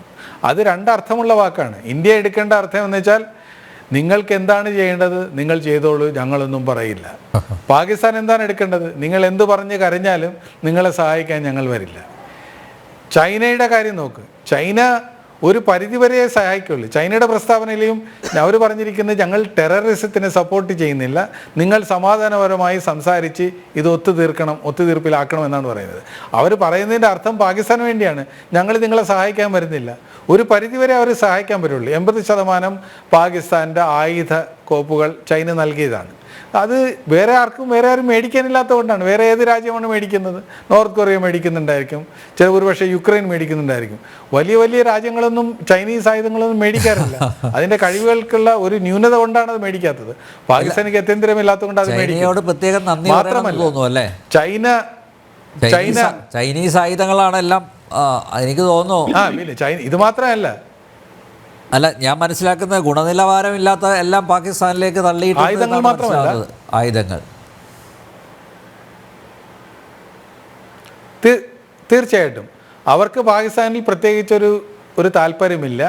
അവരുടെ വടക്ക് പടിഞ്ഞാറൻ ചൈന പ്രവിശ്യകളിൽ എത്താനും പിന്നെ സെൻട്രൽ ഏഷ്യ ഈ കസാഖിസ്ഥാൻ അങ്ങനെയുള്ള രാജ്യങ്ങളിലുള്ള ഈ ധാതുക്കളുമായിട്ട് അല്ലെങ്കിൽ ബലൂചിസ്ഥാനിലെ ധാതുക്കളിലാണ് അവരുടെ നോട്ടം. അതുകൊണ്ടാണ് ഗോദാറിലെ പോർട്ട് വെച്ചിരിക്കുന്നത്. അവർക്ക് പാകിസ്ഥാനിൽ ഇൻട്രസ്റ്റ് എങ്കിൽ കറാച്ചി തുറമുഖം അവർ ഇതാക്കില്ലായിരുന്നു. അല്ല, ഗോദാറിലാണ് വെച്ചിരിക്കുന്നത്. അപ്പോൾ സെൻട്രൽ ഏഷ്യൻ മധ്യ ഏഷ്യ രാജ്യങ്ങളിൽ ഒരു കൺട്രോൾ പുലർത്താനും അല്ലെങ്കിൽ അവരായിട്ട് വ്യവസായ സംബന്ധങ്ങൾ ഉണ്ടാക്കാനും മാത്രമല്ല ഈ അവരുടെ തന്നെ ചൈനയുടെ തന്നെ സിങ്ജാങ് അങ്ങനെയുള്ള വടക്കൻ പടിഞ്ഞാറ് പ്രവിശ്യകളിൽ ഒരു കൺട്രോൾ വയ്ക്കാൻ അവരുടെ ഇൻഫ്രാസ്ട്രക്ചർ ഡെവലപ്പ് ചെയ്യുന്നു. ഒരു പരിധി കഴിഞ്ഞാൽ പാകിസ്ഥാനെ അവർ പിടിച്ചു നിർത്തും. കാര്യം വെച്ചാൽ അവർ ഈ CPC പ്രോഗ്രാമിലുമായിട്ട് ചൈന സഹായിക്കുന്നത് ഒരു $70 ബില്യൺ അടുത്ത് തുക ഇവർ ചെലവഴിച്ചിട്ടുണ്ട് അല്ലെങ്കിൽ ചെലവഴിക്കാനുള്ള ഇതുണ്ട്. അതെവിടെയൊക്കെയാണ്? പവർ സെക്ടറിൽ, അതായത് ഇലക്ട്രിസിറ്റി ഉൽപ്പാദിപ്പിക്കുന്നതിലും അല്ലെങ്കിൽ റോഡുകൾ ഇൻഫ്രാസ്ട്രക്ചർ നിർമ്മാണം. അതല്ല IT ഒന്നുമല്ല. IT-യുടെ ഏതെങ്കിലും ഒരു പ്രൊഡക്റ്റ് ആയിരുന്നെങ്കിൽ നേരെ നമ്മൾ ക്ലൗഡിൽ അപ്ലോഡ് ചെയ്താൽ അത് സേഫ് ആയിട്ടിരിക്കും. ഇവിടെ അല്ലെങ്കിൽ വേറെ സ്ഥലത്ത് നിന്നാലും IT ബിസിനസ് ചെയ്യാൻ പറ്റും. പക്ഷേ ഇൻഫ്രാസ്ട്രക്ചർ എന്ന് വെച്ചാൽ അത് ഗ്രൗണ്ടിലുള്ളതാണ്, ഭൂമിയിലുള്ളതാണ്. അത് നശിക്കപ്പെട്ടാൽ ചൈനക്കാണ് നഷ്ടം വരുന്നത്. അതുകൊണ്ടാണ് അവരിങ്ങനെ പ്രസ്താവന ഇറക്കുന്നത്. കുറച്ച് കഴിയുമ്പോൾ പാകിസ്ഥാൻ്റെ കാലിൻ്റെ അടിയിൽ നിന്ന് അവർ പരവതാനി വലിച്ച് മാറ്റും, അവരെ വീഴ്ത്തും. അവർക്ക് അവരുടേതായ സാമ്പത്തിക താല്പര്യങ്ങളെ സംരക്ഷിക്കേണ്ട ഇതുണ്ട്. അതുകൊണ്ട് അവർ ഒരിക്കലും പാകിസ്ഥാന് ഒരു പരിധി കഴിഞ്ഞ് വിടില്ല. അവരെ നിയന്ത്രിക്കും എന്നുള്ളത് അവരുടേതായിട്ടുള്ള താല്പര്യങ്ങളാണ്. അതുപോലെയാണ് ബാക്കിയുള്ള എല്ലാ രാജ്യങ്ങളുടെയും. പാകിസ്ഥാൻ്റെ താല്പര്യം അത് ഒരു രാഷ്ട്രീയ താല്പര്യമാണ്. അവരുടെ പട്ടാളവും ഈ ചില രാഷ്ട്രീയക്കാരും തമ്മിലുള്ള ഒരു കോക്കസ്, അവർ ഈ ഭരണം കൈയടക്കി വെച്ചിട്ട് അവിടെ അഴിമതി നടത്തുക, സാധാരണ ജനങ്ങളെ ചൂഷണം ചെയ്യുക എന്നുള്ളത്. 93,000, അതായത് 90,000-നേക്കാളും കൂടുതൽ 100,000-നടുത്തോളം പട്ടാളക്കാരെ കീഴടങ്ങിയതാണ് ഇന്ത്യക്ക്. അങ്ങനെ അത്രയും ഭീരുക്കളായ പട്ടാളക്കാരാണ് അവിടെ ഭരിക്കുന്നത്. അപ്പോൾ അവിടുത്തെ ജനങ്ങളുടെ ഒരു മാനസികാവസ്ഥ നിങ്ങൾ മനസ്സിലാക്കാൻ ശ്രമിക്കണം. അവർ ആകെപ്പാടെ ഇങ്ങനെ അടിമപ്പെട്ട് തളർന്ന് കിടക്കുകയാണ്. എന്നെങ്കിലും അവർക്ക് ഉണർവ് വരും, ഈ യുദ്ധം കഴിഞ്ഞിട്ടെങ്കിലും അവർക്ക് ഉണർവ് വരികയാണെങ്കിൽ ഇവരെ എല്ലാവരും ചെരുപ്പ് വെച്ച് അടിച്ചു മാറ്റിയിട്ട് അവർ ജനാധിപത്യം രണ്ടാമത് കൊണ്ടുവരുന്നത് വരെ പാകിസ്ഥാൻ ഈ നയങ്ങൾ തുടർന്നുകൊണ്ടിരിക്കും. എപ്പോഴൊക്കെ തുടർന്നുകൊണ്ടിരിക്കുന്നോ അത് തുടർക്കഥയിൽ നമ്മൾ പ്രതിക്രിയ ചെയ്തുകൊണ്ടിരിക്കും. ബ്രിഗേഡ്, ഒരു കാര്യം കൂടി, അതായത് മസൂദ് അസറിൻ്റെ സഹോദരനും അതുപോലെ അദ്ദേഹത്തിൻ്റെ ബന്ധുക്കൾ ഉൾപ്പെടെ 10-16 പേര് കൊല്ലപ്പെട്ടല്ലോ അല്ലേ? അപ്പോൾ ഈ ഒരു ഘട്ടത്തിൽ, ഈ ഒരു സംഘർഷത്തിൽ ഈ ഭീകരവാദികളുടെ ഒരു ഇടപെടൽ എങ്ങനെയായിരിക്കും? അവരും കൂടി, കാരണം ഭീകരവാദികളെ ഇങ്ങോട്ടേക്ക് കടത്തിവിടുന്നുണ്ട് എന്നാണ് പുറത്തു വരുന്ന വിവരങ്ങൾ. അപ്പോൾ അവരെയും കൂടെ പിന്നെ കരുതിയിരിക്കേണ്ടതല്ലേ അല്ലേ?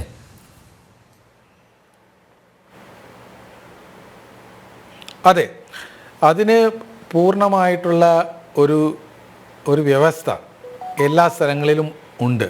ഇപ്പോൾ നമ്മളുടെ മൊബിലൈസേഷൻ, നമ്മളുടെ ഡിഫൻസ് മിനിസ്റ്ററും ഹോം മിനിസ്റ്ററും പ്രസ്താവിച്ചിട്ടുള്ള പ്രസ്താവനകൾ നമ്മൾ നോക്കുകയാണെങ്കിൽ അവർ പട്ടാളത്തെ മാത്രമല്ല ബോർഡർ സെക്യൂരിറ്റി ഫോഴ്സിനെയും CRPFനെയും ഓരോ സംസ്ഥാനത്തിലുള്ള സ്പെഷ്യൽ ടാസ്ക് ഫോഴ്സിനെയും എല്ലാവരെയും അലർട്ടാക്കി വെച്ചിട്ടുണ്ട്. അപ്പോൾ അതിന് ഈ കാശ്മീരിൽ തന്നെ ഒരു സെക്യൂരിറ്റിയുടെ ഒരു ഗ്രിഡ് ഉണ്ട്, ഈ പവർ ഗ്രിഡ് പോലത്തെ സെക്യൂരിറ്റിയുടെ ഒരു ഗ്രിഡ് ഉണ്ട്. അത് കുറച്ചുകൂടെ ടൈറ്റ് ആക്കും. ആവശ്യത്തിനുള്ള പട്ടാളക്കാർ അവിടെ ഓൾറെഡി ഉണ്ട്. മാത്രമല്ല അതിനുള്ള സംവിധാനങ്ങളും അതിനുള്ള ഓരോ എക്യുപ്മെൻറ്റ്സും, അതായത് നൈറ്റ് വിഷൻ ഡിവൈസസ്, ഇങ്ങനെയുള്ള പീരങ്കികൾ, വേറെയും പലതര ഉപകരണങ്ങളും അവരുടെ കയ്യിലുണ്ട്. എന്താണെന്നുള്ളത് ഞാൻ വ്യക്തമാക്കാൻ ഉദ്ദേശിക്കുന്നില്ല. എന്നിരുന്നാലും ഓരോ സ്ഥലത്തും അതിൻ്റേതായിട്ടുള്ള എല്ലാ സജ്ജീകരണങ്ങളും നടത്തിയിട്ടുണ്ട്.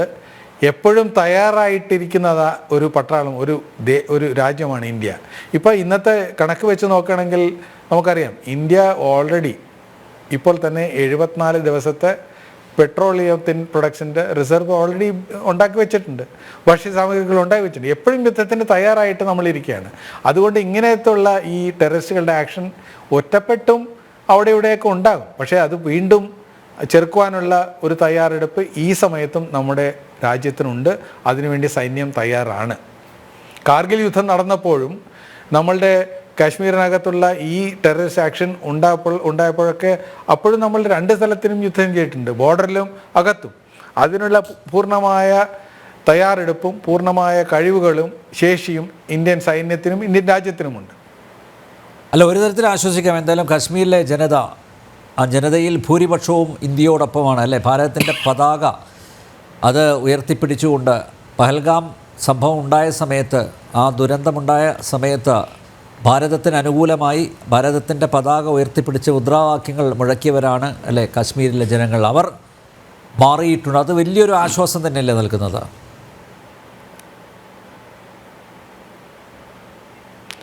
തീർച്ചയായിട്ടും. ഈ ഇന്നലത്തെ കാശ്മീരല്ല ഇന്നത്തേത്. കാശ്മീരിൽ പല സ്ഥലങ്ങളിലും ഇരട്ടപ്പാതകൾ, റോഡുകൾ എത്തിയിട്ടുണ്ട്.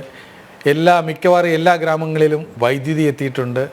മിക്കവാറും എല്ലാ ഗ്രാമങ്ങളിലും ഒരു പബ്ലിക് ഹെൽത്ത് കെയർ സിസ്റ്റമുണ്ട്. അവിടെ ട്രെയിൻ എത്തിക്കാറായി. അവിടെ ടൂറിസം വിപുലീകരിച്ച് വരുന്നു. അപ്പോൾ അവിടുത്തെ ആളുകൾ പണ്ട് അനുഭവിച്ചിരുന്ന ഒരു അനുഭവങ്ങളൊന്നും ഇല്ല ഇപ്പോൾ. ദാരിദ്ര്യം വളരെ അധികം കുറഞ്ഞു. ജോലിക്കുള്ള അവസരങ്ങൾ കൂടുതലായി. ടൂറിസം വികസിക്കുമ്പോൾ ടൂറിസം സംബന്ധമായിട്ട് ആളുകളുടെ ഹോട്ടലുകൾ, താമസിക്കാനുള്ള സ്ഥലങ്ങൾ, ആഹാരം, ഈ വേറെ ബസ്സുകൾ, എല്ലാ ടാക്സികൾ, ഗൈഡ്സുകൾ, അങ്ങനെ പല വിധത്തിലുള്ള ആളുകൾക്ക്, അവിടെയുള്ള യുവാക്കൾക്ക് തൊഴിലവസരങ്ങൾ കൂടുതൽ സൃഷ്ടിക്കപ്പെട്ടിട്ടുണ്ട്. അത് കിട്ടുമ്പോൾ ആളുകൾക്ക് മാന്യമായി ജീവിക്കാനുള്ള ഒരു വരുമാന മാർഗം ഉണ്ടാകുമ്പോൾ അവരിൽ സ്വാഭാവികമായും അവരുടെ ഒരു പെരുമാറ്റത്തിൽ തന്നെ വ്യത്യാസമുണ്ടാകും. അത് ഉണ്ടാക്കി തന്നവരോടുള്ള ഒരു ലോയൽറ്റി, എപ്പോഴും ഒരു പ്രതിപത്തി ഉണ്ടായിരിക്കും. ആ പ്രതിപത്തി കാശ്മീരിലെ യുവാക്കൾക്കും കാശ്മീരി ജനതകൾക്കും ഉണ്ടായിരിക്കുന്നുണ്ട്. അതുകൊണ്ടാണ് ഈ ആക്രമണങ്ങൾ നടന്നു കഴിഞ്ഞ ഉടനെ തന്നെ പഹൽഗാമിൽ അന്ന് അവർ എല്ലാവരും തെരുവിലിറങ്ങി ഇന്ത്യൻ രാജ്യത്തോടുള്ള ഒരു ഐക്യത കാണിക്കുന്നത്. ഇന്ത്യൻ കൊടി അവിടെ ഉറപ്പിച്ചു കഴിഞ്ഞു. ആ കൊടി ഇനി ആർക്കും ഊരാൻ പറ്റില്ല. അതുമാത്രമല്ല, ഈ യുദ്ധം കഴിഞ്ഞിട്ട് ഇപ്പോൾ ഈ കാശ്മീരിലേക്കാണ് ഇവർ ഫയർ ചെയ്യേണ്ടിയിരിക്കുന്നത്. കാശ്മീരിലെ സിവിലിയൻസിനെയാണ് കൊല്ലുന്നത്. അപ്പോൾ അവർക്കറിയാം ആരാണ് ഫയർ ചെയ്യുന്നത്. അവിടെയുള്ളവർക്ക് എല്ലാവർക്കും വളരെ സ്പഷ്ടമാണ്. അവർ ഈ യുദ്ധം കഴിഞ്ഞ് ഉയർത്തെഴുന്നേൽക്കുന്ന ഒരു കാശ്മീർ പണ്ടത്തെക്കാളും ഉയർന്നു വരും. പണ്ടത്തെക്കാളും ഇന്ത്യയോട് ഏകീകരിച്ച് ഒരു ഒന്നായിട്ടുള്ള ഒരു മനോഭാവം അവർക്കുണ്ടാകും. ഒരു ഇന്ത്യൻ ഭാരതത്തിൻ്റെ അഖണ്ഡ ഭാഗമാണ് കാശ്മീർ എന്നുള്ള വിശ്വാസം അവർ തെളിവോടുകൂടി നമ്മളെ തെളിയിപ്പിക്കും എന്നുള്ളതാണ് എൻ്റെ ഉറപ്പ്. ശ്രീജിത്ത് പണിക്ക് സ്വാഗതം. ശ്രീജിത്തെ, ഇവന്മാരെ വിടാനുള്ള ഭാവം ഇല്ലല്ലോ, അടി തുടങ്ങിയിട്ടുണ്ട്, കൊണ്ടതൊന്നും പോരാന്ന് തോന്നുന്നു അല്ലേ? അവർക്കത് പോരാ, അവരതിങ്ങനെ ചോദിച്ചുകൊണ്ടിരിക്കുകയാണ്. നമ്മൾ വളരെ മെഷേർഡായിട്ടുള്ള മറുപടിയാണ് നൽകുന്നത്. അത് വളരെ റെസ്പോൺസിബിൾ ആണ് എന്നും നോൺ എസ്കലേറ്ററി ആണ് എന്നും നമ്മളിങ്ങനെ ആവർത്തിച്ച് പറയുന്നുണ്ട്. ഒപ്പം അത് പ്രൊപ്പോർഷനേറ്റ് ആണ് എന്നും പറയുന്നുണ്ട്. അപ്പൊ അതുകൊണ്ട് വലിയ റെസ്ട്രെയിൻറ്റ് ഇപ്പോഴും നമ്മൾ പുലർത്തുന്നുണ്ട്. അതുകൊണ്ടാണ് നമുക്ക് വലിയ മിലിറ്ററി സുപ്പീരിയോറിറ്റി ഉണ്ടായിട്ടും പാകിസ്ഥാൻ ഇപ്പോഴും നമ്മളെ ആക്രമിക്കുന്നത്. അതുകൊണ്ടാണ്. കാരണം നമ്മൾ ഇതിനെ ഒരിക്കലും എസ്കലേറ്റ് ചെയ്തിട്ട് യുദ്ധം എന്ന രീതിയിലേക്ക് പോകാനായിട്ട് ആഗ്രഹിക്കുന്നില്ല. പക്ഷേ പാകിസ്ഥാൻ അത് ചോദിച്ചുകൊണ്ടിരിക്കുകയാണെങ്കിൽ നമുക്കത് കൊടുക്കാതെ നിവൃത്തിയുമില്ല. അപ്പൊ നമ്മളെ സംബന്ധിച്ചിടത്തോളം നമ്മുടെ ഓരോ ഇഞ്ച് മണ്ണിനെയും സംരക്ഷിക്കേണ്ടതുണ്ട്. നമ്മുടെ നാട്ടിലുള്ള ജനങ്ങളെ, അവരുടെ സ്വത്തിനെ ഒക്കെ തന്നെ സംരക്ഷിക്കേണ്ടതിന്റെ ഒരാവശ്യമുണ്ട്. അതിന് പൂർണ്ണമായിട്ടും പ്രതിജ്ഞാബദ്ധമായിട്ടുള്ള ഒരു രാജ്യമാണ് നമ്മൾ എന്നാണ് ഒരുപക്ഷെ ഇന്നത്തെ ആ ഒരു മിലിറ്ററി ബ്രീഫിംഗ്, പ്രത്യേകിച്ച് വിദേശകാര്യ സെക്രട്ടറി കൂടി ഉൾപ്പെട്ട ആ ഒരു ബ്രീഫിംഗ് സൂചിപ്പിക്കുന്നത്. ഞാനതിൽ മനസ്സിലാക്കുന്നത് പാകിസ്ഥാൻ എത്ര നമ്മളെ ആക്രമിച്ചു, നമ്മൾ എത്ര തിരിച്ചാക്രമിച്ചു തുടങ്ങിയ കാര്യങ്ങളാണ് അതിനുശേഷം മാധ്യമങ്ങൾ കൂടുതലായിട്ട് ചർച്ച ചെയ്തത് എങ്കിലും അതിൽ വിദേശകാര്യ സെക്രട്ടറി പറഞ്ഞിരിക്കുന്ന 2 പോയിന്റുകളുണ്ട്. ആ 2 പോയിന്റുകൾ പാകിസ്ഥാന്റെ ശവപ്പെട്ടിക്ക് ആണിയടിക്കുന്നതിന് തുല്യമായിട്ടുള്ള കാര്യങ്ങളാണ്. കാരണം ഇനിയും അടുത്ത ദിവസങ്ങളിൽ, വരും മാസങ്ങളിലൊക്കെ തന്നെ പാകിസ്ഥാനെതിരെ അന്താരാഷ്ട്ര രംഗത്ത് വലിയ സമ്മർദ്ദം ഉണ്ടാക്കുന്നതിന് ഇന്ത്യക്ക് കിട്ടിയിരിക്കുന്ന പ്രധാനപ്പെട്ട പിടിവള്ളികളാണത്. കാരണം ഒന്ന്, അതിൽ പറഞ്ഞിട്ടുണ്ട്, അവരെ ആക്രമിച്ചിരിക്കുന്ന സിവിലിയൻ ഏരിയകളുടെ ഡീറ്റെയിൽസിനെ പറ്റി പറയുന്നുണ്ട്. അതായത് പാകിസ്ഥാൻ സൈനികമായിട്ടുള്ള ഒരു നടപടിക്കാണ് പോകുന്നത് എങ്കിലും അവർ ആക്രമിക്കേണ്ടത് അങ്ങനെയാണ് എങ്കിൽ നമ്മുടെ സൈനിക ബേസുകളെയാണ്. പക്ഷേ സൈനിക ബേസുകളെ അവർ ആക്രമിക്കുന്നതിനോടൊപ്പം തന്നെ സിവിലിയൻ ഏരിയകളെ അവർ ആക്രമിക്കുന്നുണ്ട്. അത് തന്നെ എങ്ങനെയുള്ള സ്ഥലങ്ങളിലാണ്? റിലീജിയസ് ആയിട്ടുള്ള സൈറ്റുകളിൽ ഗുരുദ്വാരകളെ അവർ ആക്രമിക്കുന്നുണ്ട്, സ്കൂളുകളെ ആക്രമിക്കുന്നുണ്ട്, പൂഞ്ചിലുള്ള ക്രൈസ്റ്റ് സ്കൂളിനെ അവർ ആക്രമിക്കുന്നുണ്ട്, റെസിഡൻഷ്യൽ ഏരിയകളെ അവർ ആക്രമിക്കുന്നുണ്ട്. ഷെല്ലിംഗ് ഉൾപ്പെടെയുള്ള പല കാര്യങ്ങളും നേരത്തെ പട്ടാളക്കാർക്കെതിരെ മാത്രമായിരുന്നുവെങ്കിൽ ഇപ്പോൾ അതിർത്തിയിലുള്ള സാധാരണക്കാരായിട്ടുള്ള ആൾക്കാർ വീടുപേക്ഷിച്ച് പോകേണ്ടുന്ന രീതിയിൽ അവരുടെ കാഷ്വാലിറ്റി ഉണ്ടാകുന്ന രീതിയിലേക്ക് അതിനെ ഉപയോഗിക്കുന്നുണ്ട്. അതുകൂടാതെ ക്രിസ്ത്യൻ കോൺവെന്റുകളെ അവർ ആക്രമിക്കുന്നുണ്ട്. എന്ന് വെച്ചാൽ സിവിലിയൻ ഏരിയകളെ, സിവിലിയൻസിനെ പാകിസ്ഥാൻ ഇപ്പോൾ ഈ ഒരു സൈനിക നടപടിയുടെ ഭാഗമായിട്ട് ടാർഗറ്റ് ചെയ്യുന്നു എന്നാണ്. ഇത് ജനീവ കൺവെൻഷനിൽ ഇതിനെക്കുറിച്ച് പറയുന്നത് ഒരു യുദ്ധ കുറ്റം എന്നാണ്. സിവിലിയൻസിനെ ആക്രമിക്കുക, സിവിലിയൻ ഇൻഫ്രാസ്ട്രക്ചറിനെ ആക്രമിക്കുക, സിവിലിയൻ പോപ്പുലേഷനെ ആക്രമിക്കുക എന്ന് പറഞ്ഞു കഴിഞ്ഞാൽ അതൊരു വാർ ക്രൈമാണ് ജനീവ കൺവെൻഷൻ പ്രകാരം. അപ്പോൾ അതിന്റെ ഫർദർ ഡീറ്റെയിൽസ് ഇന്ത്യ പറയുന്നുണ്ട്. അതായത് പൂഞ്ചിലുള്ള ക്രൈസ്റ്റ് സ്കൂൾ, ആ ക്രൈസ്റ്റ് സ്കൂളിൽ ആക്രമിക്കുന്നു, അതിനടുത്തുള്ള 2 കുട്ടികൾ, ആ സ്കൂളിൽ പഠിക്കുന്ന വിദ്യാർത്ഥികൾ കൊല ചെയ്യപ്പെടുന്നു, അവരുടെ കുടുംബാംഗങ്ങൾക്ക് സാരമായിട്ടുള്ള പരിക്കുണ്ട്. അവിടെയുള്ള ആൾക്കാർ അഭയം പ്രാപിക്കാനായിട്ട് ആ സ്കൂളിന്റെ അടിയിലത്തേക്കൊക്കെ പോകുന്നത് കൊണ്ട് മാത്രമാണ്, അതിന്റെ താഴത്തെ നിലയിലേക്ക് പോകുന്നത് കൊണ്ട് മാത്രമാണ് കൂടുതൽ കാഷ്വാലിറ്റി ഉണ്ടാകാതിരുന്നത്. പിന്നെ സ്കൂൾ പ്രവർത്തിക്കുന്ന സമയത്തായിരുന്നില്ല ഈ ആഘാതം എന്നതുകൊണ്ടാണ് അത് ഈ 2 മരണത്തിൽ മാത്രം നിലവിൽ ഒതുങ്ങിയിരിക്കുന്നത് എന്നത് പറയുന്നുണ്ട്. അതേപോലെ ക്രിസ്ത്യൻ കോൺവെന്റിനെ ആക്രമിക്കുമ്പോൾ ക്രിസ്ത്യൻ കോൺവെന്റിലെ ഉള്ള സോളാർ പാനലുകൾ, അവരുടെ സോളാർ ഇൻഫ്രാസ്ട്രക്ചർ മൊത്തം അവർ നശിപ്പിക്കുന്നുണ്ട്. ഒപ്പം അവരുടെ വാട്ടർ ടാങ്ക്, കുടിവെള്ളം മുട്ടിക്കുന്ന പരിപാടിയൊക്കെ തന്നെ ചെയ്യുന്നുണ്ട്. എന്ന് വെച്ചാൽ വളരെ കൃത്യമായിട്ട് പറയുന്നത് മതന്യൂനപക്ഷങ്ങൾ, നമ്മൾ ആലോചിച്ച് നോക്കുക, ഒന്ന് സിഖ് കമ്മ്യൂണിറ്റിയാണ്, മറ്റൊന്ന് ക്രിസ്ത്യൻ കമ്മ്യൂണിറ്റിയാണ്. നേരത്തെ പഹൽഗാമിൽ ഹിന്ദുക്കളെയാണ് അവർ തെരഞ്ഞുപിടിച്ച് ആക്രമിച്ചത് എങ്കിൽ ഇവിടെ വളരെ കൃത്യമായിട്ട് ഗുരുദ്വാരകളെ ആക്രമിക്കുന്നു. അപ്പൊ സിഖ് കമ്മ്യൂണിറ്റിയെ ടാർഗറ്റ് ചെയ്യുന്നു, കോൺവെന്റുകളെ ആക്രമിക്കുന്നു, അപ്പോ അത് ക്രിസ്ത്യൻ കമ്മ്യൂണിറ്റി ആക്രമിക്കുന്നു. പിന്നെ മതപരമായിട്ടുള്ള ഇൻസ്റ്റിറ്റ്യൂഷൻസ്, ഒപ്പം എഡ്യൂക്കേഷണൽ ഇൻസ്റ്റിറ്റ്യൂഷൻസ്, ഇതിനെയൊക്കെ ആക്രമിക്കുമ്പോൾ യുദ്ധക്കുറ്റമാണ് പാകിസ്ഥാൻ ചെയ്തിരിക്കുന്നത് എന്നത് വ്യക്തമാണ്. അന്താരാഷ്ട്ര ഫോറങ്ങളിൽ ഉൾപ്പെടെ, UNHRCയിൽ ഉൾപ്പെടെ മതപരമായിട്ടുള്ള ആക്രമണം എന്ന രീതിയിലും അതേപോലെ തന്നെ യുദ്ധക്കുറ്റം എന്ന രീതിയിലേക്കും ഭാവിയിൽ ഇന്ത്യ ഇതിനെ ഉയർത്തി കാണിക്കാനുള്ള എല്ലാ സാധ്യതകളുമുണ്ട്. ഇനി ഇതിനേക്കാൾ കുറച്ചുകൂടി ഗുരുതരമായിട്ടുള്ള മറ്റൊരു കാര്യം കൂടിയുണ്ട്. അതായത് അതിൽ പറഞ്ഞിരിക്കുന്ന ഒരു പ്രധാനപ്പെട്ട കാര്യം, പാകിസ്ഥാന്റെ ഭാഗത്ത് നിന്ന് യാതൊരു വിധത്തിലുള്ള പ്രൊവക്കേഷനും ഇല്ലാതെ എയർ സ്ട്രൈക്കുമായിട്ട്, മിസൈല്, ഡ്രോണ് ഒക്കെ അവർ ഉപയോഗിക്കുന്ന സമയത്ത് അവർക്ക് സിവിൽ ഏവിയേഷന് വേണ്ടിയിട്ട് അവരുടെ എയർ സ്പേസ് അവർ ക്ലോസ് ചെയ്തില്ല എന്നുള്ളതാണ്. കാരണം ഇന്ന് പറയുന്നത് ഒരു അന്താരാഷ്ട്ര ഫ്ലൈറ്റ് ഇതേ സമയത്ത് തന്നെ പാസഞ്ചേഴ്സുമായിട്ട് അവിടെ യാത്ര ചെയ്യുന്ന സമയത്ത് അതിനെ ഒരു ഷീൽഡ് പോലെ, ഒരു കവർ പോലെ ഉപയോഗിച്ചുകൊണ്ട് പാകിസ്ഥാൻ ഇന്ത്യയെ ആക്രമിച്ചു എന്നാണ്. എന്ന് വെച്ചാൽ 1944 ഒരു ഷിക്കാഗോ കൺവെൻഷൻ ഉണ്ട്, ഇന്റർനാഷണൽ സിവിൽ ഏവിയേഷനുമായി ബന്ധപ്പെട്ട ഒരു കൺവെൻഷൻ ഉണ്ട്. ആ കൺവെൻഷന്റെ സിഗ്നറ്ററി ആയിട്ടുള്ള രാജ്യങ്ങളാണ് ഇതെല്ലാം. അതിന്റെ ആർട്ടിക്കിൾ 3B പറയുന്നത് യുദ്ധസമാനമായിട്ടുള്ള ഒരു സാഹചര്യമോ യുദ്ധമോ ഉണ്ടെങ്കിൽ അതിൽ ഒരു സിവിലിയൻ എയർക്രാഫ്റ്റിനെ ഷീൽഡായിട്ടോ കവറായിട്ടോ മിലിറ്ററി പർപ്പസിന് വേണ്ടിയിട്ട് ഉപയോഗിക്കാൻ പാടില്ല എന്നാണ്. എന്ന് വെച്ചാൽ പാകിസ്ഥാൻ ഇപ്പോൾ ചെയ്തിരിക്കുന്നത് അതിലുള്ള ആൾക്കാരുടെ ജീവനെ പോലും റിസ്ക് ചെയ്യുന്ന രീതിയിൽ അതിന് 0 റിഗാർഡ് നൽകിക്കൊണ്ട് അവരെ കൂടി പരിചയമായിട്ട് ഉപയോഗിക്കുകയാണ്, ചാവേറുകളാക്കുകയാണ്, കുരുതി കൊടുക്കാനായിട്ട് പോവുകയാണ്. മുമ്പ് സമാനമായിട്ടുള്ള അറ്റാക്ക് ഉണ്ടായിട്ടുണ്ട്. അപ്പോൾ 1988 ഇറാൻ എയറിന്റെ ഒരു ഫ്ലൈറ്റ് ഇതേപോലെ തന്നെ അമേരിക്ക വെടിവെച്ചിട്ടിരിക്കുന്നത് എന്തുകൊണ്ടാണ്? ഈ സിവിലിയൻ എയർക്രാഫ്റ്റ് ആണ് എന്നുള്ളതിനെ പറ്റി അവർക്ക് മനസ്സിലാകാതെ അവരതിനെ വെടിവെച്ചിടുകയും അതിലുണ്ടായിരുന്ന ഏതാണ്ട് 300-നടുത്ത് വരുന്ന പാസഞ്ചേഴ്സ് മുഴുവനും കൊല ചെയ്യപ്പെടുകയും ചെയ്തു. 10 വർഷം മുമ്പാണ് മലേഷ്യൻ എയർലൈൻസിന്റെ ഒരു ഫ്ലൈറ്റ് യുക്രൈനിൽ ഇതേപോലെ തന്നെ വീഴ്ത്തിയത്. അപ്പോൾ ഒരു സാഹചര്യം നിലനിൽക്കുന്ന സമയത്ത് ഒരു അടിയന്തരമായിട്ടുള്ള ഒരു പ്രതിസന്ധി അവിടെ ഉണ്ട് എങ്കിൽ എയർ സ്പേസ് ക്ലോസ് ചെയ്യുക എന്നുള്ളത് സേഫ്റ്റിയുമായി ബന്ധപ്പെട്ട ഏറ്റവും പ്രധാനപ്പെട്ട ഒരു പ്രോട്ടോകോളാണ്.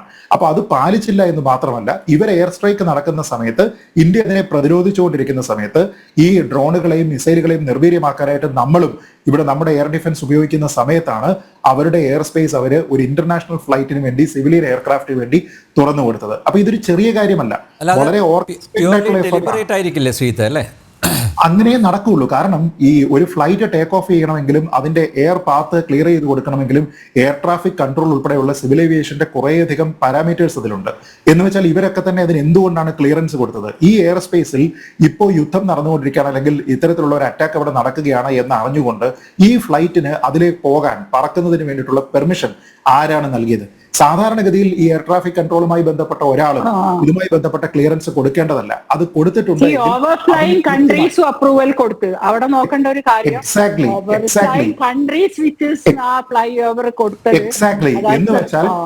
എന്ന് വെച്ചാൽ കൊലൂഡ് ചെയ്തതിനു ശേഷം വളരെ കൃത്യമായിട്ട് ഇതിനെ വീഴ്ത്തണമെങ്കിൽ വീഴ്ത്തിക്കോട്ടെ, ഇന്ത്യ ഇതിനെ ഡൗൺ ചെയ്യുന്നെങ്കിൽ ഡൗൺ ചെയ്തോട്ടെ എന്ന ഉദ്ദേശത്തിൽ അതിലുണ്ടായിരുന്ന പാസഞ്ചേഴ്സിന്റെ സേഫ്റ്റിയെ റിസ്ക് ചെയ്തുകൊണ്ട് പാകിസ്ഥാൻ അതിനെ ഉപയോഗിച്ചു എന്നാണ്. അപ്പൊ അതിന് അർത്ഥം എന്താ? ഇന്ത്യ ആ ഒരു സമയത്ത് ഇവിടെ ഒരു പ്രത്യാക്രമണം നടത്തുകയാണ്. അപ്പൊ നമ്മൾ ആ സമയത്ത് ഒരു സിവിലിയൻ എയർക്രാഫ്റ്റ് ആണ് എന്ന് ഐഡന്റിഫൈ ചെയ്തില്ല എങ്കിൽ, നേരത്തെ പറഞ്ഞ പോലെ യുക്രൈനോ അമേരിക്കയോ പോലും ഐഡന്റിഫൈ ചെയ്തിട്ടില്ലല്ലോ. അപ്പൊ അങ്ങനെ ഐഡന്റിഫൈ ചെയ്തില്ല എങ്കിൽ അത് ഒരു സൈന്യത്തിന്റെ എയർക്രാഫ്റ്റ് ആണ് എന്ന് തെറ്റിദ്ധരിച്ച് അതിനെ നമ്മൾ ഡൗൺ ചെയ്തിരുന്നുവെങ്കിൽ ഇന്ന് ഇന്ത്യ ഫേസ് ചെയ്യുന്ന ഇന്റർനാഷണൽ പ്രഷർ എന്താണെന്ന് ആലോചിച്ച് നോക്കൂ ശ്രേയനിൽ. ഈ രാജ്യങ്ങളെല്ലാം തന്നെ അന്താരാഷ്ട്ര രംഗത്ത്, പ്രത്യേകിച്ച് OIC പോലെയുള്ള രാജ്യങ്ങൾ, ഇവരെല്ലാവരും തന്നെ പറയുക, നോക്കൂ ഇന്ത്യ അവധാനതയോടുകൂടി കാര്യങ്ങളെ കൈകാര്യം ചെയ്തില്ല. പാകിസ്ഥാനെ ആൾക്കാരെ കുറ്റപ്പെടുത്തുമായിരിക്കും, കാരണം നിങ്ങൾ എന്തുകൊണ്ടാണ് സിവിൽ ഏവിയേഷന് വേണ്ടിയിട്ട് അനുവദിച്ചത്, പക്ഷേ ഇന്ത്യ കുറച്ചുകൂടി റെസ്ട്രെയിന്റ് കാണിക്കണമായിരുന്നു എന്ന് പറഞ്ഞുകൊണ്ട് നമ്മളെ കുറ്റപ്പെടുത്തും.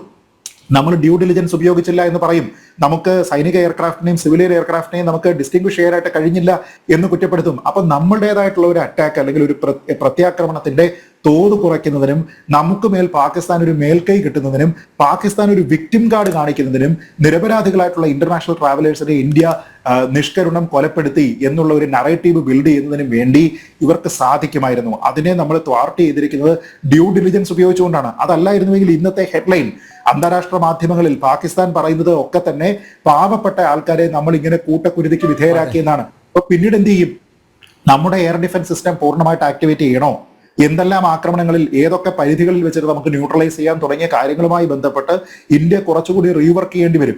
അങ്ങനെയുള്ള ഒരു കാര്യത്തിന് വേണ്ടി കൂടി സാധാരണക്കാരായിട്ടുള്ള ആൾക്കാരുടെ ജീവനെ റിസ്ക് ചെയ്യുന്നതിന് വേണ്ടിയിട്ട് ആ ഒരു രാജ്യം, അതിനോട് ചേർന്ന് സഹകരിച്ചിരിക്കുന്ന മറ്റുള്ള ആൾക്കാർ, മറ്റുള്ള പ്ലെയേഴ്സ്, ഇന്റർനാഷണൽ ആക്ടേഴ്സ്, ഇവരെല്ലാവരും തന്നെ ഇതിന് ശ്രമിച്ചിട്ടുണ്ട് എങ്കിൽ അത് അങ്ങേയറ്റത്തെ കുറ്റമാണ്. അപ്പൊ ഇനി ഇന്ത്യ എന്താ ചെയ്യാൻ പോവുക? ഇതിന് കൃത്യമായിട്ടുള്ള തെളിവ് കൊടുക്കേണ്ടുന്ന കാര്യം പോലുമില്ല. കാരണം ഇന്റർനാഷണലി എയർ സ്പേസ് ഏതെങ്കിലും ഒരു സമയത്ത് ആരെങ്കിലും ഉപയോഗിച്ചിട്ടുണ്ടോ എന്നുള്ളത് ഇന്നൊരു സാധാരണ പൗരന് പോലും കിട്ടുന്ന വിവരമാണ്. അപ്പൊ ഇങ്ങനെ ടെൻഷൻ നിലനിൽക്കുന്ന ഒരു സമയത്ത് ഈ എയർ സ്പേസ് എന്തിനു കൊടുത്തു എന്ന് ചോദിച്ചുകൊണ്ട് ഞാൻ നേരത്തെ പറഞ്ഞിരിക്കുന്ന ഇന്റർനാഷണൽ സിവിൽ ഏവിയേഷൻ കൺവെൻഷന്റെ ആർട്ടിക്കിൾ 3B വിരുദ്ധമായിട്ട് പാകിസ്ഥാൻ പ്രവർത്തിച്ചു എന്ന് പറഞ്ഞാൽ ഇന്റർനാഷണലി ഒരു അന്വേഷണം ഉണ്ടാകും. അപ്പോ പാകിസ്ഥാൻ ഇവിടെ കാണിക്കുന്നത് എന്താണ്? പാകിസ്ഥാൻ എയർ സ്പേസ് എന്നത് സുരക്ഷിതമല്ല എന്നാണ്. ഇനി ഈ സംഘർഷം കഴിഞ്ഞതിന് ശേഷമാണെങ്കിലും ഒരു സിവിലിയൻ എയർക്രാഫ്റ്റിനെ, അതൊരു ഇന്റർനാഷണൽ എയർക്രാഫ്റ്റിനെ പരിചയമായിട്ട് ഉപയോഗിച്ചുകൊണ്ട് ഇന്ത്യയെ ആക്രമിക്കാൻ അവർ ശ്രമിച്ചിട്ടുണ്ടെങ്കിൽ ആ രാജ്യം സിവിൽ ഏവിയേഷനുമായി ബന്ധപ്പെട്ട എന്ത് സേഫ്റ്റി പ്രോട്ടോകോളിനാണ് അവർ മാനിക്കുന്നത്? എന്ത് കാര്യത്തിനെയാണ്? ഹ്യൂമൻ ലൈഫിനെ അവർ റെസ്പെക്ട് ചെയ്യുന്നുണ്ടോ? ഇനി ഇതേപോലെ ഒരു പ്രത്യാക്രമണം സ്കൂളുകൾ കേന്ദ്രീകരിച്ചോ മതകേന്ദ്രങ്ങൾ കേന്ദ്രീകരിച്ചോ ഒക്കെ തന്നെ ഇന്ത്യ നൽകുകയാണ് എങ്കിൽ പാകിസ്ഥാൻ അവിടെ റിസ്ക് ചെയ്യുന്നത് ആരെയാണ്? അവരുടെ ജനതയെയാണ്. അതായത് പാകിസ്ഥാൻ ഏകപക്ഷീയമായിട്ട് സിവിലിയൻ കേന്ദ്രങ്ങളിലേക്ക് ആക്രമിക്കുക എന്ന് പറഞ്ഞൊരു റൈറ്റ് ഒന്നുമില്ലല്ലോ. അല്ല, അങ്ങനെ ഒരു പ്രചരണം നടന്നല്ലോ. അതായത് അവിടുത്തെ മസ്ജിദ് തകർത്തു എന്നായിരുന്നല്ലോ ആദ്യം പറഞ്ഞ് പ്രചരിപ്പിച്ചത്, അല്ലേ? അല്ല, നോക്കൂ, അതില് ഇന്ത്യൻ ഗവൺമെന്റിന്റെ മാത്രം പോയിക്കൊണ്ടിരുന്ന ഒരു മസ്ജിദാണ്. അല്ല, അത് തന്നെയുമല്ല, അത് ഇന്ത്യൻ ഗവൺമെന്റിന്റെ പോലും ഔദ്യോഗികമായിട്ടുള്ള വിശദീകരണത്തിനെ പോലും നമ്മൾ അവിടെ എടുക്കേണ്ടതില്ല. ഔദ്യോഗികമല്ല എങ്കിലും നമ്മുടെ തിരുവനന്തപുരം MP ആയിട്ടുള്ള കോൺഗ്രസ്സുകാരനായിട്ടുള്ള ശ്രീ ശശി തരൂർ ഇന്ന് ഒരു വിദേശ മാധ്യമത്തിന് നൽകിയിരിക്കുന്ന അഭിമുഖത്തിൽ ഇതേ ചോദ്യം അദ്ദേഹത്തിനോടുണ്ടായി. അതായത് നിങ്ങളുടെ രാജ്യത്ത് ഇതേപോലെയുള്ള മതപരമായിട്ടുള്ള എസ്റ്റാബ്ലിഷ്മെന്റുകൾ, സിവിലിയൻസ്, സ്ത്രീകള്, കുട്ടികൾ ഇവരെയൊക്കെ തന്നെ കൊലപ്പെടുത്തിയതുമായി ബന്ധപ്പെട്ട വിവരങ്ങൾ വരുന്നുണ്ടല്ലോ എന്ന് ചോദിച്ചപ്പോൾ അദ്ദേഹം പറഞ്ഞത്, ഞങ്ങൾ ടാർഗറ്റ് ചെയ്തിരിക്കുന്നത് ഈ ടെററിസ്റ്റ് ഹൈഡൌട്ടുകളെ മാത്രമാണ്. ഇൻഡോക്ട്രിനേഷൻ സെന്ററുകൾ, അവരുടെ ട്രെയിനിങ് ക്യാമ്പുകൾ, അവർ കഴിയുന്ന സ്ഥലങ്ങൾ ഇവിടെ മാത്രമാണ്. അവിടെ ഇത്തരത്തിലുള്ള ആൾക്കാർ അവിടെ ഉണ്ടായിട്ടുണ്ട്, സ്ത്രീകളും കുട്ടികളും ഉൾപ്പെടെയുള്ള ആൾക്കാർ അവിടെ ഉണ്ടായിട്ടുണ്ട് എങ്കിൽ അത് കാണിക്കുന്ന ഒരൊറ്റ കാര്യം മാത്രമേ ഉള്ളൂ, അത് ടെററിസ്റ്റുകളും അവരുടെ ബന്ധുക്കളുമാണ്. അവര് മാത്രമാണ് അവിടെ കഴിഞ്ഞിരിക്കുന്നത്. അവരോട് മേഴ്സി കാണിക്കാനായിട്ട് പറ്റില്ല. അവിടെ ടെററിസ്റ്റ് കേന്ദ്രം അറ്റാക്ക് ചെയ്യുന്ന സമയത്ത് അവിടെ ടെററിസ്റ്റുകൾ അല്ലാത്ത അവരുടെ ബന്ധുക്കൾ മാത്രം അവിടെ ഉണ്ടെങ്കിൽ അവരെ തെരഞ്ഞു പിടിച്ച് ഒഴിവാക്കുന്ന രീതിയിലേക്കുള്ള ഒരു മിസൈൽ ഒന്നുമില്ല.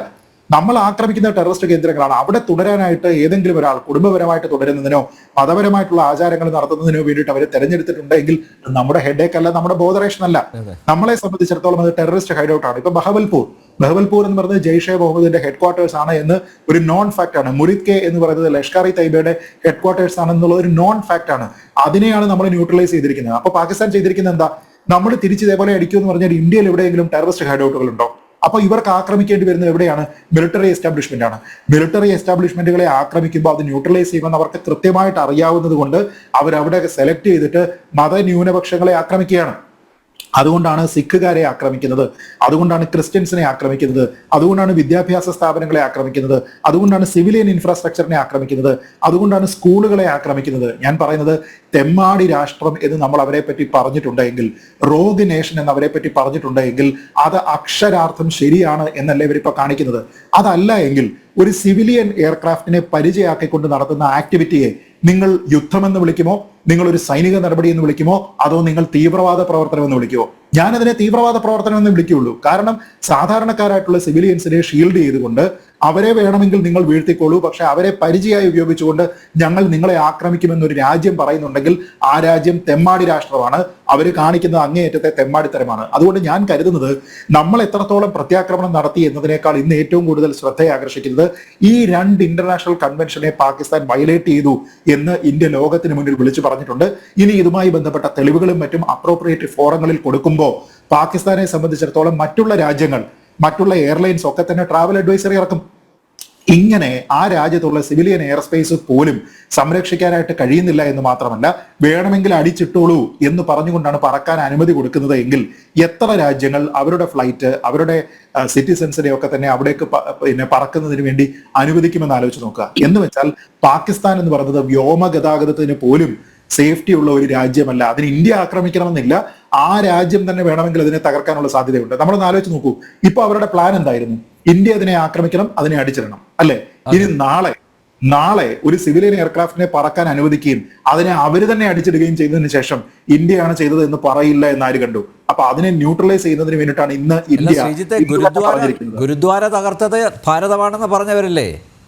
അല്ല, നോക്കൂ, പഹൽഗാമിലെ അറ്റാക്ക് നടത്തിയിരിക്കുന്നത് ഇന്ത്യയാണ് എന്നും അമിത്ഷായെ പ്രൊട്ടക്ട് ചെയ്യുന്നതിന് വേണ്ടിയിട്ട് മാത്രമാണ് ഇന്ത്യക്കാർ ശ്രമിക്കുന്നത് എന്നും ഇതിൽ പാകിസ്ഥാൻ ഒരു കൈയുമില്ല എന്ന് പറഞ്ഞ രാജ്യമല്ലേ ഇത്?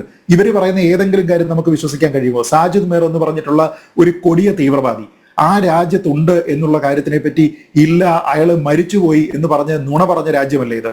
എന്നിട്ട് അവസാനം അന്താരാഷ്ട്രമായിട്ടുള്ള വലിയ സമ്മർദ്ദം ഉണ്ടായ സമയത്ത് ഈ മരിച്ചുപോയ ആളിനെ ഇവന്മാര് ജീവിപ്പിച്ചു, പുതുതായിട്ട് കൊണ്ടുവന്നു. എന്നിട്ട് അയാൾക്ക് ഒരു ട്രയലും കാര്യങ്ങളും കൊടുത്തിട്ട് അയാളെ 15 കൊല്ലം പിടിച്ച് അകത്തിട്ടിരിക്കുന്നു എന്ന് പറഞ്ഞിട്ട് അയാൾ എവിടെയോ സുഖലോലുപതയിൽ കഴിയുകയായിരിക്കും. അതല്ല, അയാളെ ശിക്ഷിക്കാനായിട്ട് ഇവർക്ക് ആത്മാർത്ഥമായിട്ട് ആഗ്രഹം ഉണ്ടായിരുന്നെങ്കിൽ ഇയാൾ തട്ടിപ്പോയി എന്ന് നേരത്തെ പറയുമായിരുന്നു. ഒസാമ ബിൻ ലാദൻ എന്ന് പറയുന്ന ആഗോള ടെററിസ്റ്റ് എവിടെയായിരുന്നത്? ഇത്രയും വലിയ സുരക്ഷാ സന്നിധാനത്തോടുകൂടി പാകിസ്ഥാന്റെ ഒരു മിലിറ്ററി ബേസിനടുത്ത് അബട്ടാബാദിൽ സുഖലോലുപതയിൽ കഴിയുകയായിരുന്നല്ലേ? എന്ന് വെച്ചാൽ ഈ രാജ്യം ഒരുപക്ഷെ ലോകത്ത് മറ്റേതൊരു രാജ്യത്തിൽ നിന്ന് വ്യത്യസ്തമാകുന്നത് അതിന് സീറോ കമ്മിറ്റ്മെന്റ് ആണ് ജനങ്ങളോട്.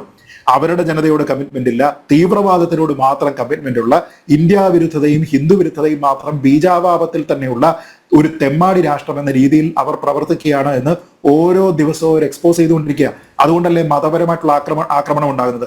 പാകിസ്ഥാൻ പഹൽഗാമിന് ഉദ്ദേശിച്ചിരുന്നത് എന്താ? മതപരമായിട്ടുള്ള ഒരു ആക്രമണമാണ് എന്ന് പറയുമ്പോൾ ഇന്ത്യയിൽ മതസ്പർദ്ധ ഉണ്ടാവുകയും മുസ്ലിങ്ങളും ഹിന്ദുക്കളും തമ്മിൽ അടിക്കുകയും ചെയ്യണമെന്നും അതിൽ നിന്ന് ചോരയൂറ്റി കുടിക്കാമെന്നും പറഞ്ഞൊരു കുറുക്കന്റെ മനസ്സോടുകൂടി ഇരുന്നയാളിനെ തെമ്മാടി എന്നല്ലാതെ പിന്നെ അയാളെ മഹാനെന്ന് നമുക്ക് വിളിക്കാൻ കഴിയുമോ? അപ്പൊ അത് പരാജയപ്പെട്ടു എന്ന് മനസ്സിലായപ്പോ, ഇന്ത്യ തിരിച്ചടി കൊടുക്കുമെന്ന് മനസ്സിലായപ്പോ, ഒരുപക്ഷെ ബാലക്കോട്ടിലേതുപോലെ ഒരു വൺ ഓഫ് അറ്റാക്ക് ആണ് എന്ന് പ്രതീക്ഷിച്ചിടത്ത് നിന്നാണ് നമ്മൾ അവരുടെ പ്രതീക്ഷകളെ തെറ്റിച്ചുകൊണ്ട് 9 സ്ഥലത്ത് അറ്റാക്ക് ചെയ്യുന്നത്. അപ്പൊ ഇപ്പൊ അവർക്ക് എന്താണ്? അവരെ സംബന്ധിച്ചിടത്തോളം അവർക്ക് നിലനിൽപ്പ് എന്ന് പറയുന്നത് ഇന്ത്യ വിരുദ്ധതയും സൈനിക ശക്തിയും മാത്രമാണ്. അപ്പൊ അവർ വീണ്ടും ഇന്ത്യ വിരുദ്ധത ആളിക്കത്തിക്കാനായിട്ട് ശ്രമിക്കും, സൈനിക ശക്തി ആളിക്കത്തിക്കാനായിട്ട് ശ്രമിക്കും. അതിനിപ്പോ അസീം മുനീർ പോരാ, മറ്റൊരാൾ വേണമെന്ന് തോന്നിക്കഴിഞ്ഞാൽ അവർ വേണമെങ്കിൽ അസീം മുനീറിനെ മാറ്റും. എന്നിട്ട് അവർ വേണമെങ്കിൽ ഈ പറയുന്ന പോലെ സാഹിർ മിർസയെ വേണമെങ്കിൽ കൊണ്ടുവരും.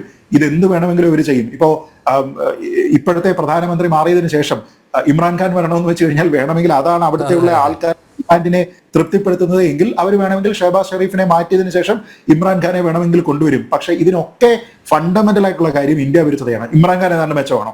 ഇമ്രാൻഖാൻ അവിടെ ഇരുന്ന സമയത്തല്ലേ ഇന്ത്യക്കെതിരെ അവർ തീവ്രവാദ ആക്രമണം നടത്തിയിരുന്നത്? ഈ ഇമ്രാൻഖാൻ തന്നെയല്ലേ ഒസാമ ബിൻ ലാദൻ ഏറ്റവും വലിയ ത്യാഗിയായിട്ടുള്ള മാർട്ടയറാണ്, അയാള് രക്തസാക്ഷിയാണ് എന്ന അഭിപ്രായം പറഞ്ഞിരിക്കുന്നത്. അപ്പൊ ഇതെല്ലാം തന്നെ ഒരു പറയും പത്തടം കഴിയും ഒക്കെ തന്നെയാണ്.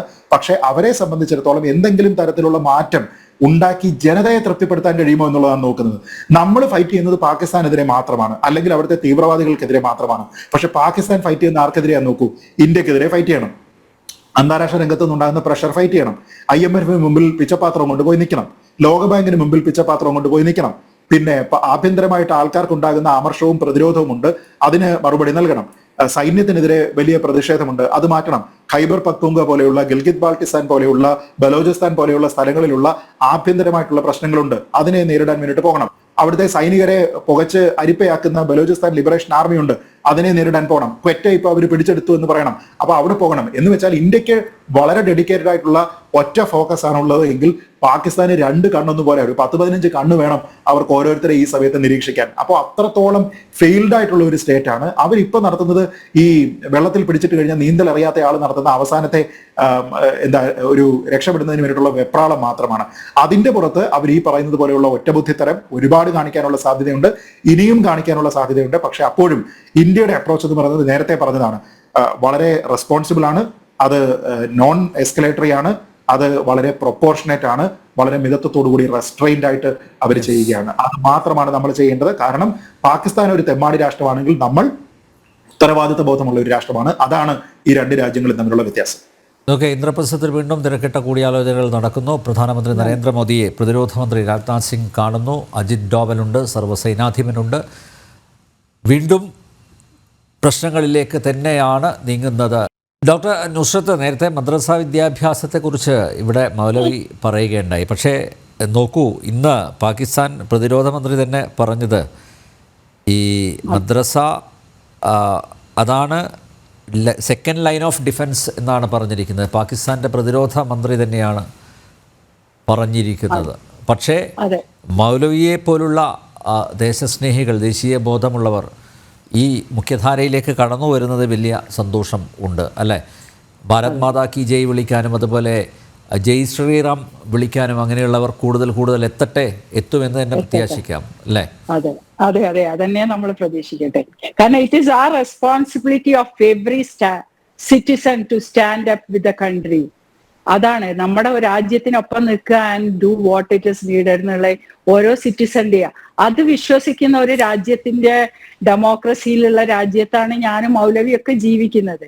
പക്ഷേ ഇന്നിപ്പോ ഈ ശരിയ നിയമം മാത്രം എടുത്ത് അള്ളാന്ന് വിളിച്ച് അള്ളാഹു അക്ബറും പറഞ്ഞ് കലിമീൻ ചെല്ലിച്ച രാജ്യത്തെ പ്രധാനമന്ത്രി ബങ്കറിൽ ഒളിക്കുമ്പോ ഇന്ന് രാവിലെ എന്താ ചെയ്തേ? Omar Abdullah, Kashmir chief minister went out and he said let me have a look at the Kashmir, what happened yesterday night.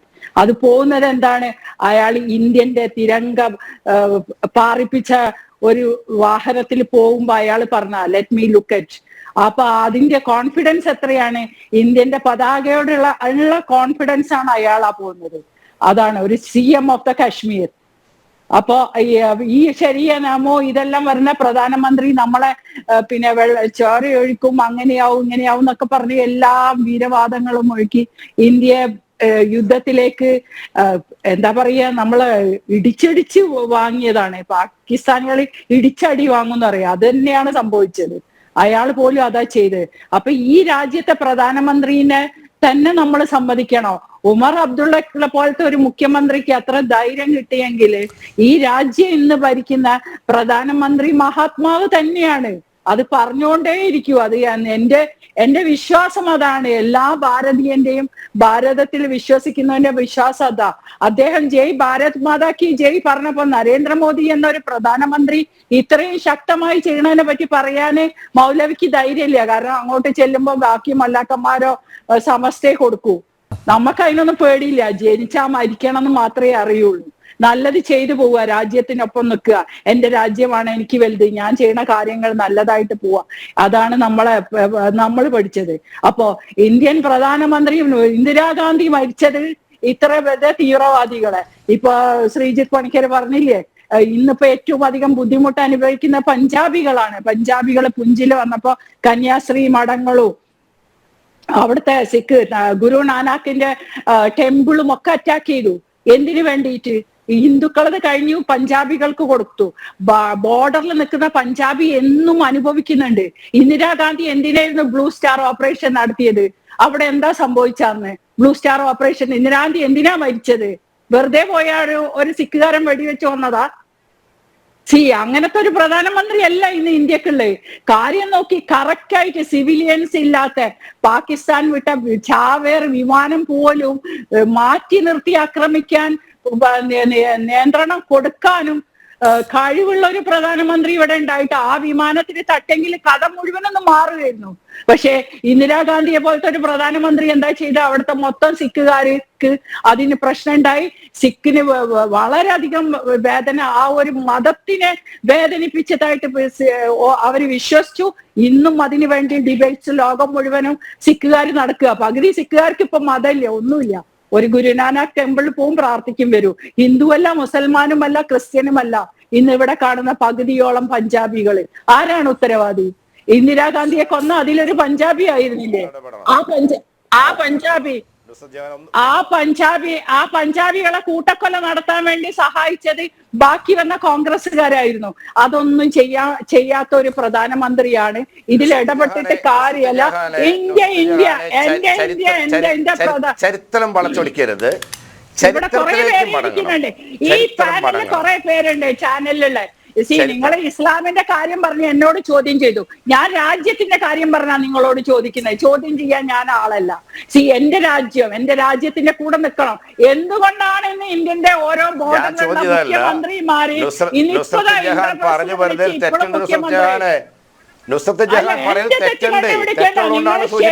നടക്കുന്ന, നിങ്ങൾ ആഗ്രഹിക്കുന്ന ശരിയത്ത് നടക്കുന്ന നുസ്രത് ജഹാൻ എന്നും പറയുന്നത് ഈ ഭാരതത്തിനൊപ്പം നിൽക്കുന്ന ഒരു മുസൽമാനാണ്. നിങ്ങൾ എന്താണ് പറഞ്ഞു വരുന്നത്? എന്നോട് അറ്റാക്ക് ചെയ്യാൻ പറഞ്ഞത്? ഞാനുള്ള ചരിത്ര പറഞ്ഞത്.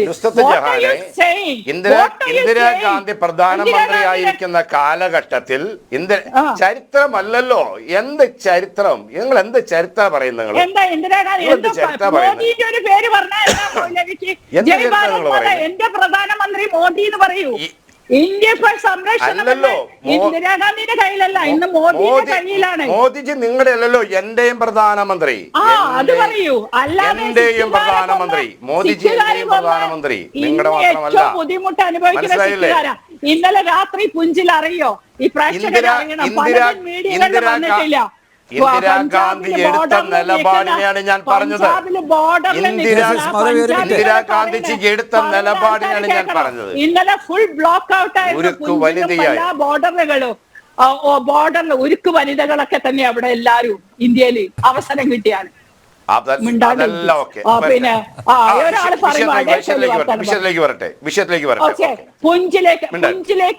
പുഞ്ചില് എന്ന് പറഞ്ഞ ബോർഡറിൽ വരുന്ന സ്ഥലങ്ങളിൽ ഇന്നലെ രാത്രി ബ്ലാക്ക് ഔട്ട് ആണ്. Full day they don't have electricity. ഒന്ന് ആലോചിച്ച് നോക്കും.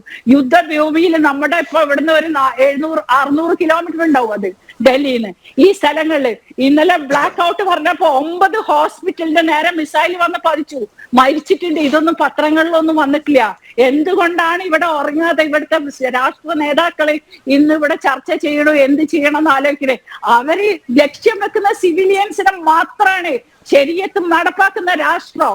അവർ ഇസ്ലാം പറഞ്ഞിട്ട് ജിഹാദിയാവാൻ ഇന്നലെയും പറയണ കേട്ടു. അവിടുത്തെ എല്ലാ പട്ടാളക്കാരനും എല്ലാ ഭരണാധികാരികളും ടെററിസ്റ്റിന് വേണ്ടി പ്രാർത്ഥിക്കുന്ന കേട്ട ബോധം കെട്ടു. നമ്മള് ലോകം ബോധം കെട്ടോണ്ടിരിക്കുക അത് കണ്ടിട്ട്. അപ്പൊ ഈ 9 ഹോസ്പിറ്റലിനെ ആക്രമിച്ചത് പാകിസ്ഥാന്റേതായിരുന്നു. അപ്പൊ എന്നും പഞ്ചാബികൾ തന്നെയാ. പഞ്ചാബികൾ 1980കളിൽ തൊട്ടിട്ട് ബുദ്ധിമുട്ട് അനുഭവിക്കുന്നുണ്ട്. 84 അവരെ കൂട്ടക്കൊല ചെയ്തത് കോൺഗ്രസിന്റെ ഭരണാധികാരികളാ. ഇന്നും ആ കേസ് മാറിയിട്ടില്ല. മോദിന്റെ കാലും പിടിച്ച് നടക്കുക. ഓരോ വയസ്സായ ആൾക്കാർ ഇപ്പോഴും ഉണ്ട്. കൊല്ലാൻ നേതൃത്വം കൊടുത്ത പല ആൾക്കാരും, പേര് ഞാൻ പറയാൻ ഉദ്ദേശിക്കുന്നില്ല. അപ്പൊ ഇപ്പൊ മോദിന്റെ കാല് പിടിച്ച് ജയിലിൽ പോവാനാവാൻ നടക്കുക അവിടെ. ഇതൊക്കെ ഞാൻ കാണുന്നതാണ്. എന്റെ മൗലവിനോട് ഞാൻ പറയണേ, സിഖുകാർ ഉപദ്രവിച്ചത് കോൺഗ്രസ് തന്നെയാണ്. ഖാലിസ്ഥാനികളെ ഇത്രയധികം ക്രൂരന്മാരാക്കിയത് കോൺഗ്രസ് തന്നെയാണ്. ഖാലിസ്ഥാനികളെ കൊണ്ടുവന്ന് എന്നിട്ട് ഇവിടെ ഫാർമേഴ്സ് മോദിനെ നശിപ്പിക്കാൻ വേണ്ടി പറയുമ്പോ എല്ലാം പറയണോ? നിങ്ങൾ പറയണല്ല, എന്റെ രാജ്യത്തിന് വേണ്ടിയാണ് ഞാൻ പറയണേ. ഇതിൽ ഇസ്ലാം കൊണ്ടുവരണ്ട. This is my country, this is India. Bharat Mata കി ജയ്.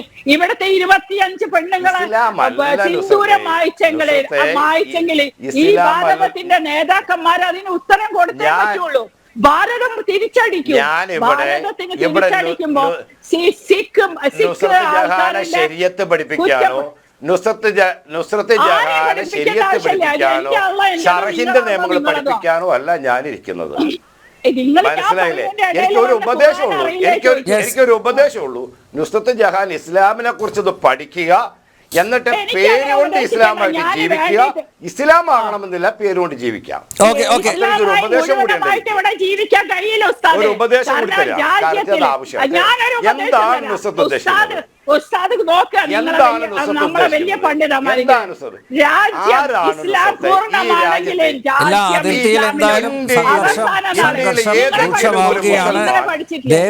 ഈ ഫ്ലോറിൽ ഒരു സംഘർഷം വേണ്ട. ശ്രീ മൗലവി, ഞാനൊന്ന് ഞങ്ങളുടെ പ്രതിനിധിയിലേക്കൊന്ന് പോയിക്കൊള്ളട്ടെ. ഗൗതം അനന്തനാരായണൻ ചെയ്യുന്നു. ഗൗതം, പൂഞ്ചിൽ അതുപോലെ ഉറിയിൽ എല്ലാം ഷെല്ലാക്രമണം നടക്കുന്നു എന്ന വിവരങ്ങളാണ് പുറത്തു വരുന്നത്. എന്താണ് വിശദാംശങ്ങൾ ഗൗതം?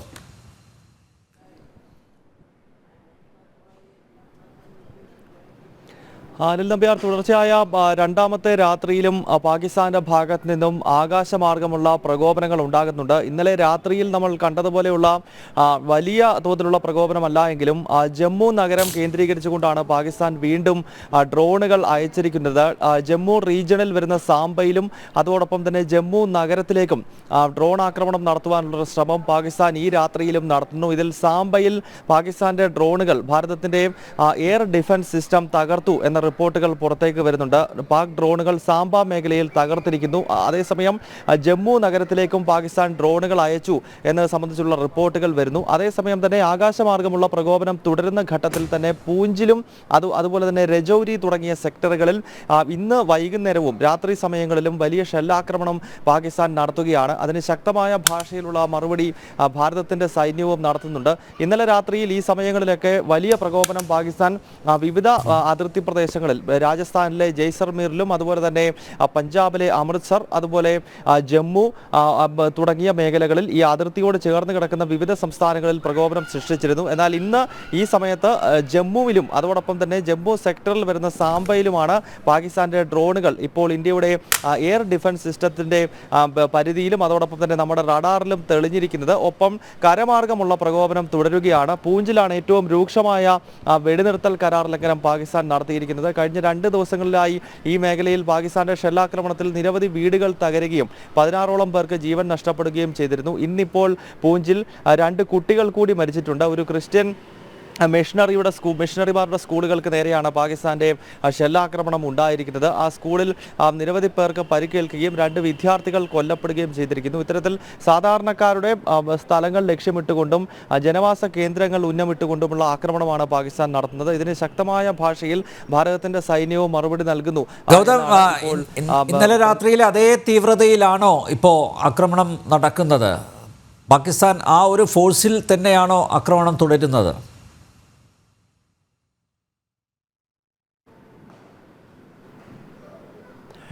അനിൽ നമ്പ്യാർ, അങ്ങനെയല്ല.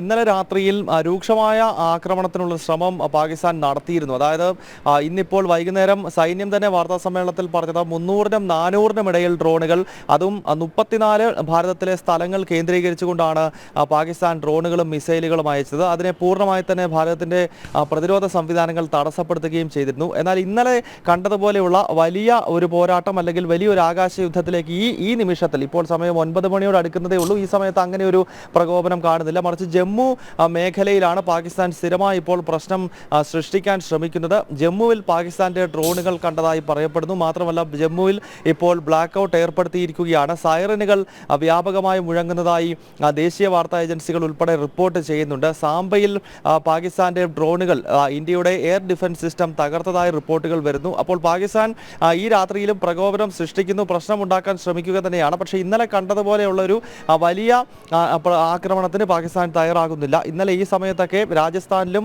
പഞ്ചാബിലും ജമ്മു കശ്മീരിലും ഒരേ സമയം നിയന്ത്രണ രേഖയിലും രാജ്യാന്തര അതിർത്തിയിലും പാകിസ്ഥാനുമായി അതിർത്തി പങ്കിടുന്ന 3 സംസ്ഥാനങ്ങളിലും പാകിസ്ഥാൻ, ഗുജറാത്ത് ഒഴികെ ബാക്കി 3 സംസ്ഥാനങ്ങളിലും പ്രകോപനം സൃഷ്ടിക്കുന്നുണ്ടായിരുന്നു. എന്നാൽ ഇന്നലത്തേതിന് സമാനമായ രീതിയിലുള്ളൊരു പ്രകോപനമല്ല ഇന്ന്. പക്ഷേ ഈ അതിർത്തിയിലെ ഷെല്ലിംഗ് അത് ഇപ്പോഴും തുടരുകയാണ്. വലിയ തോതിലുള്ള വെടിനിർത്തൽ കരാർ ലംഘനം പാകിസ്ഥാന്റെ ഭാഗത്തു നിന്നുണ്ടാകുന്നു. വലിയ വെടിവെപ്പ് അങ്ങോട്ടും ഇങ്ങോട്ടും ഇരു രാജ്യങ്ങളും നടത്തുന്നുണ്ട്. പൂഞ്ചിലാണ് രൂക്ഷമായ വെടിനിർത്തൽ കരാർ ലംഘനം പാകിസ്ഥാൻ നടത്തിയത്. അതിന് ശക്തമായ പ്രത്യാക്രമണം ഭാരതത്തിന്റെ അതിർത്തി രക്ഷാസേനയും നൽകുന്നതായാണ് ഇപ്പോൾ സൈന്യം അറിയിച്ചിരിക്കുന്നത്. ഡോക്ടർ അനിൽകുമാർ, കര-വ്യോമാക്രമണം തുടരുകയാണ്. എനിക്കൊന്ന് സ്റ്റോക്ക് തീർക്കാനുള്ളതാണോ ഈ ഒരു ഏറ്റുമുട്ടൽ നടക്കുന്നത്? ഇപ്പം പാകിസ്ഥാൻ്റെ സ്റ്റോക്ക് അല്ല, പാകിസ്ഥാനെ സംബന്ധിച്ചിടത്തോളം ഇവിടെയൊക്കെ സൂചിപ്പിച്ചതുപോലെ പാകിസ്ഥാനിലെ തീവ്രവാദികൾക്ക് അവിടെയുള്ള ആളുകളുടെ മുറയിൽ ധാർമ്മികത ഉയർത്തിപ്പിടിക്കുവാനും അവരുടെ വിശ്വാസം തങ്ങളുടെ സൈന്യം നഷ്ടപ്പെട്ടിട്ടില്ല, അതിൻ്റെ ആത്മവീര്യം ചോർന്നു പോയിട്ടില്ല എന്നൊക്കെ കാണിക്കാനായി എന്തെങ്കിലും കാട്ടിക്കൂട്ടിയേ മതിയാവും. അതിനുവേണ്ടി നമ്മുടെ സൈന്യത്തോട് ഏറ്റുമുട്ടി അത് കാണിക്കാമെന്ന് വിചാരിച്ചാൽ അവർക്ക് നടക്കില്ല. അപ്പോൾ ഇനി ഇരുട്ടിൻ്റെ മറവിൽ നടത്തുന്ന ആക്രമണങ്ങൾ മാത്രം നോക്കിയാൽ മതി. അവർ ഏതെങ്കിലും സാധാരണ ജനങ്ങളെ കൊന്നെടുക്കുവാനുള്ള, ഇപ്പം തന്നെ കണ്ടില്ലേ ഒരു സ്കൂൾ, ആ സ്കൂള് ഭാഗ്യം കൊണ്ട് നമ്മളത് ഒഴിപ്പിച്ചത് കൊണ്ടാണ് അവിടെ കാഷ്വാലിറ്റി. കുട്ടികളെ അടിക്കുക, ഇതിലപ്പുറം ഇനി എന്താ ചെയ്യുക? സ്ത്രീകളെ, കുട്ടികളെ, ഗ്രാമീണരെ ഉദ്ദേശം വെക്കുന്ന പാകിസ്ഥാനെ ഇനി നമ്മൾ എന്താ ചെയ്യുക? പണ്ടും അവർ കാശ്മീരിൽ ഇത് തന്നെയല്ലേ പിന്തുടരുന്നത്. കാശ്മീരിൽ പല ഹൈഡ് ഔട്ടുകളിലും ടെററിസ്റ്റ് കയറി കഴിഞ്ഞാൽ ആദ്യം അവർ മുന്നേ നിർത്തുന്ന ആരെയാണ്? നമ്മൾ ആ മേജർ രവിയുടെ ഒക്കെ സിനിമകളിൽ കണ്ടിട്ടില്ലേ? ആദ്യം അവർ മുന്നിൽ നിർത്തുന്നത് സ്ത്രീകളെയാണ്. നഗ്നരായ സ്ത്രീകളെ കൊണ്ട് നിർത്തുക. ഒരു നിമിഷം അവരിലേക്ക് ശ്രദ്ധ പോയി കഴിഞ്ഞാൽ നമ്മുടെ സൈന്യത്തെ പൂർണ്ണമായി ഇല്ലാതാക്കുക. ഇതാണ് അവർ ചെയ്തുകൊണ്ടിരിക്കുന്നത്. അതുകൊണ്ട് അവർ ഇവിടെ ശ്രീത് പണിക്കർ പറഞ്ഞത് വളരെ പ്രധാനപ്പെട്ട ഒരു കാര്യമാണ്. അന്തർദേശീയ പല വിദേശികളും ഒക്കെ പല രാജ്യങ്ങളിലേക്കും ഒക്കെ പോകാനായി ചെയ്യുന്ന യാത്രാ വിമാനത്തെ മുൻനിർത്തിക്കൊണ്ട് ഉടനെ ആ വ്യോമപാത തുറന്നു കൊടുത്തുകൊണ്ട് ഇത്രയും വലിയ ക്രൂഷ്യലായ ഒരു സമയത്ത് സൗദിയായിട്ട് നല്ല ടേംസിലാണ് ഇപ്പോൾ. തീർച്ചയായിട്ടും. അല്ല, അത് നമ്മൾ പരമാവധി അങ്ങനെ സൗദി അറേബ്യയിൽ ഒരാൾ അവിടെ സന്ദർശിച്ചു എന്ന് കരുതി അവരുടെ നിലപാടുകളൊക്കെ ശക്തമാണ് ഞാൻ കരുതുന്നില്ല. ഇപ്പോൾ നമ്മൾ എടുത്തു നോക്കും, ഇപ്പോൾ ചൈന പോലും അവരോടൊപ്പം കാര്യമായി നിൽക്കുന്നില്ല. നമ്മൾ ഇതൊക്കെ പറയുമ്പോഴും ചൈനയിൽ എന്ത് സഹായമാണ് ശക്തമായി ഇപ്പോൾ അവർക്ക് കിട്ടിയെന്ന് നമുക്ക് അത്രത്തോളം ഒരു പാകിസ്ഥാൻ പ്രതീക്ഷിച്ച അത്ര വലിയ ഒരു സഹായം പ്രത്യക്ഷത്തിലില്ലെങ്കിലും പരോക്ഷമായിട്ട് അത് പാകിസ്ഥാനെ സന്തോഷിക്കുന്നുണ്ടാവും ചൈനയും തുർക്കിയും ഒക്കെ. ചൈനയെ സംബന്ധിച്ചിടത്തോളം എന്ന് പറയുന്നത് ചൈനയുടെ താല്പര്യം നടക്കുകയും വേണം, പാകിസ്ഥാനെ ഫിനിഷ് ചെയ്യുകയും വേണം. ഇതാണ് അവരുടെ ഏറ്റവും വലിയ ആഗ്രഹം എന്ന് പറയുന്നത്. അതുകൊണ്ട് തന്നെ അതിന് അനുസരിച്ചുള്ള പ്രവർത്തനം അല്ല. പാകിസ്ഥാൻ പ്രതീക്ഷിച്ചതുപോലെ ഒരു സഹായം ചൈനയിൽ നിന്ന് ഉണ്ടായിട്ടുണ്ടോ എന്ന് ചോദിച്ചാൽ ഇല്ല. അതേസമയം തന്നെ ചൈനയ്ക്ക് ഇന്ത്യയെ തകർക്കുക എന്നുള്ള പരിപൂർണമായ ലക്ഷ്യം ഉണ്ടായതിൻ്റെ പേരിൽ അതിൻ്റെ ഒരു ഭാഗമായി ഒരു പാകിസ്ഥാനെ സഹായിക്കുന്നു എന്നുള്ളത് മാത്രമല്ല, വേറൊരു കാര്യം കൂടിയുണ്ട്. ഈ ചൈനയിൽ കുറച്ച് തീവ്രവാദികളൊക്കെ ഉണ്ട്. നമ്മൾ സിൻജിയാങ് പ്രവിശ്യയോട് നോക്കിയാൽ ഉയ്ഗൂർ മുസ്ലിംസ് ഒക്കെ ഉണ്ട്. അവിടെ തീവ്രവാദി അവരെയൊക്കെ നിയന്ത്രിക്കുവാൻ ഈ ചൈന ഉപയോഗിക്കുന്നത് ഈ പാകിസ്ഥാൻ ഉള്ളിലുള്ള തീവ്രവാദ എലമെൻറ്റുകളെ ഉപയോഗിച്ചിട്ടാണ് ഇതൊക്കെ കൺട്രോൾ ചെയ്യുന്നത്. അതുകൊണ്ട് അവർക്ക് ഒരുപാട് ലക്ഷ്യങ്ങളുണ്ട്. ഞാൻ പറഞ്ഞു വന്നത് ഇന്ന് രാത്രി എന്ന് പറയുന്നത് ശോഭനമായിരിക്കുമെന്ന് എനിക്ക് ഉറപ്പിച്ച് വിശ്വസിക്കാൻ കഴിയില്ല. കാരണം ശ്രീത് പണിക്കരൊക്കെ നേരത്തെ സൂചിപ്പിച്ച പോലെ അവർ എരന്ന് വാങ്ങിക്കൊണ്ടിരിക്കുകയാണ്. എത്ര കിട്ടിയാലും മതിയാവില്ല. കാരണം അവിടുത്തെ ജനതയാണല്ലോ സഫർ ചെയ്യുന്നത്. മറ്റവരൊക്കെ സേഫ് ഹെവൻസിലല്ലേ. അവിടെ ഈ പ്രശ്നങ്ങൾ ഉണ്ടാക്കിയ ആളുകൾ ആരെങ്കിലും ഇപ്പോൾ പാകിസ്ഥാനിലുണ്ടോ? വെല്ലുവിളിച്ച് ന്യൂക്ലിയർ ആയുധം ഞങ്ങൾ പൂക്കുറ്റി പോലെ കത്തിക്കുമെന്ന് പറഞ്ഞ ആളിനെ കാണാൻ പോലും ഇല്ല എന്നുള്ളതാണ്. ഇവിടെ ഒരു സൈനിക മേധാവിയാണ് അദ്ദേഹം. എവിടെ അസീം മുനീർ എവിടെ എന്നാണ് എല്ലാവരും ചോദിക്കുന്നത്. അവിടെ സൈന്യത്തിന് തന്നെ ഒരു സ്ഥിരതയില്ല. അതിൻ്റെ മേധാവി നിരന്തരമായ പ്രസ്താവനകൾ നടത്തി അദ്ദേഹത്തെ തടങ്കലിലാണോ അതോ അദ്ദേഹത്തെ മറ്റെവിടത്തേക്ക് ഇങ്ങനെ നാടുകടത്തിയതാണോ അതേ അധികാരത്തിൽ നിന്ന് പുറത്താക്കിയ ഒന്നും ലോകത്തോട് പറയാത്ത ഒരു സൈനിക സംവിധാനമാണ് പാകിസ്ഥാൻ ഉള്ളതെന്ന് ഇനി പറയേണ്ടുന്ന കാര്യമില്ല. ഇങ്ങനെയുള്ള ഒരു രാജ്യത്തെ നമ്മൾ നേരിടണമെന്ന് ഇന്ന് നമ്മുടെ മീറ്റിങ്ങിൽ ശക്തമായ ഒരു തീരുമാനമെടുത്തതായിട്ടുള്ള അറിയിപ്പുകളാണ് വരുന്നത്.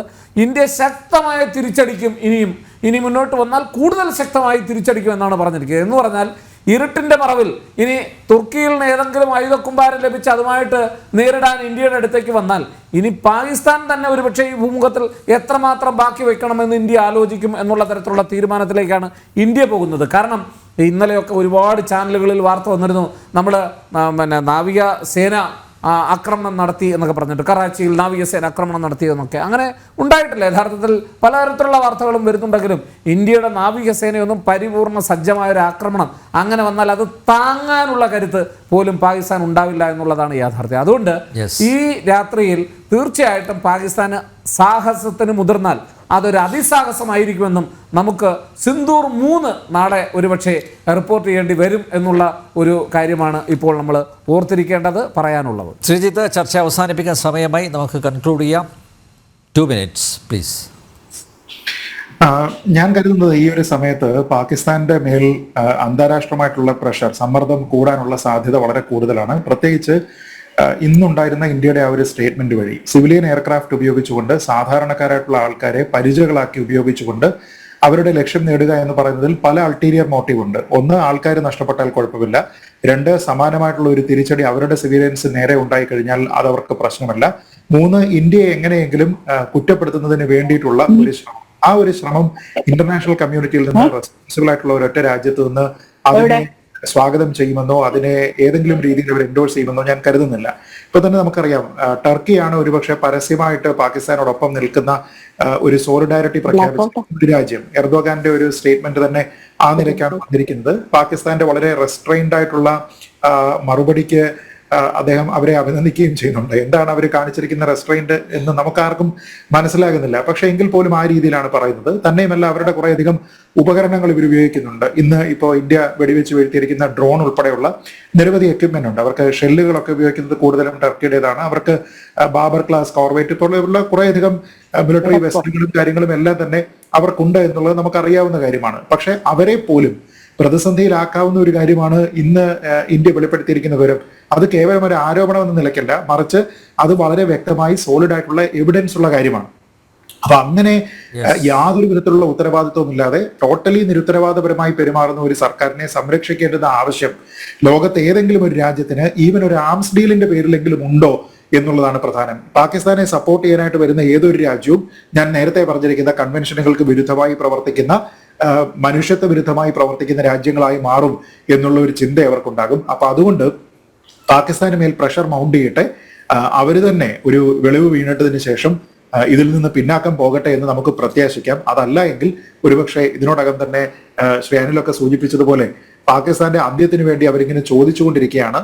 നിവൃത്തിയില്ല എങ്കിൽ അത് കൊടുക്കുക എന്നുള്ളത് മാത്രമായിട്ട് നമുക്ക് ഒരു തീരുമാനത്തിലേക്ക് പോകേണ്ടി വരും. കാരണം നമ്മളെ സംബന്ധിച്ചിടത്തോളം നമ്മുടെ കമ്മിറ്റ്മെന്റ് നമ്മുടെ ജനതയോടാണ്, നമ്മുടെ ടെറിട്ടോറിയൽ ഇന്റഗ്രിറ്റിയോടാണ്, നമ്മുടെ സോവറിനിറ്റിയോടാണ്. അതിനെ വിട്ടുവീഴ്ച ചെയ്തുകൊണ്ടുള്ള ഒരു നടപടിക്കും ഇന്ത്യ ആര് ഭരിച്ചു കഴിഞ്ഞാലും ഒരു കാലത്തും തയ്യാറാവില്ല എന്നുള്ള ഒരു ഉറപ്പ് നമുക്കുണ്ട്. ആ ഉറപ്പ് പാകിസ്ഥാനോ പാകിസ്ഥാനിലെ ജനതയ്ക്കോ അവിടുത്തെ സൈനിക തലവന്മാർക്ക് പോലുമോ ഇല്ല എന്നുള്ളതാണ് ഈ രണ്ട് രാജ്യങ്ങളും തമ്മിലുള്ള പ്രധാനപ്പെട്ട വ്യത്യാസം.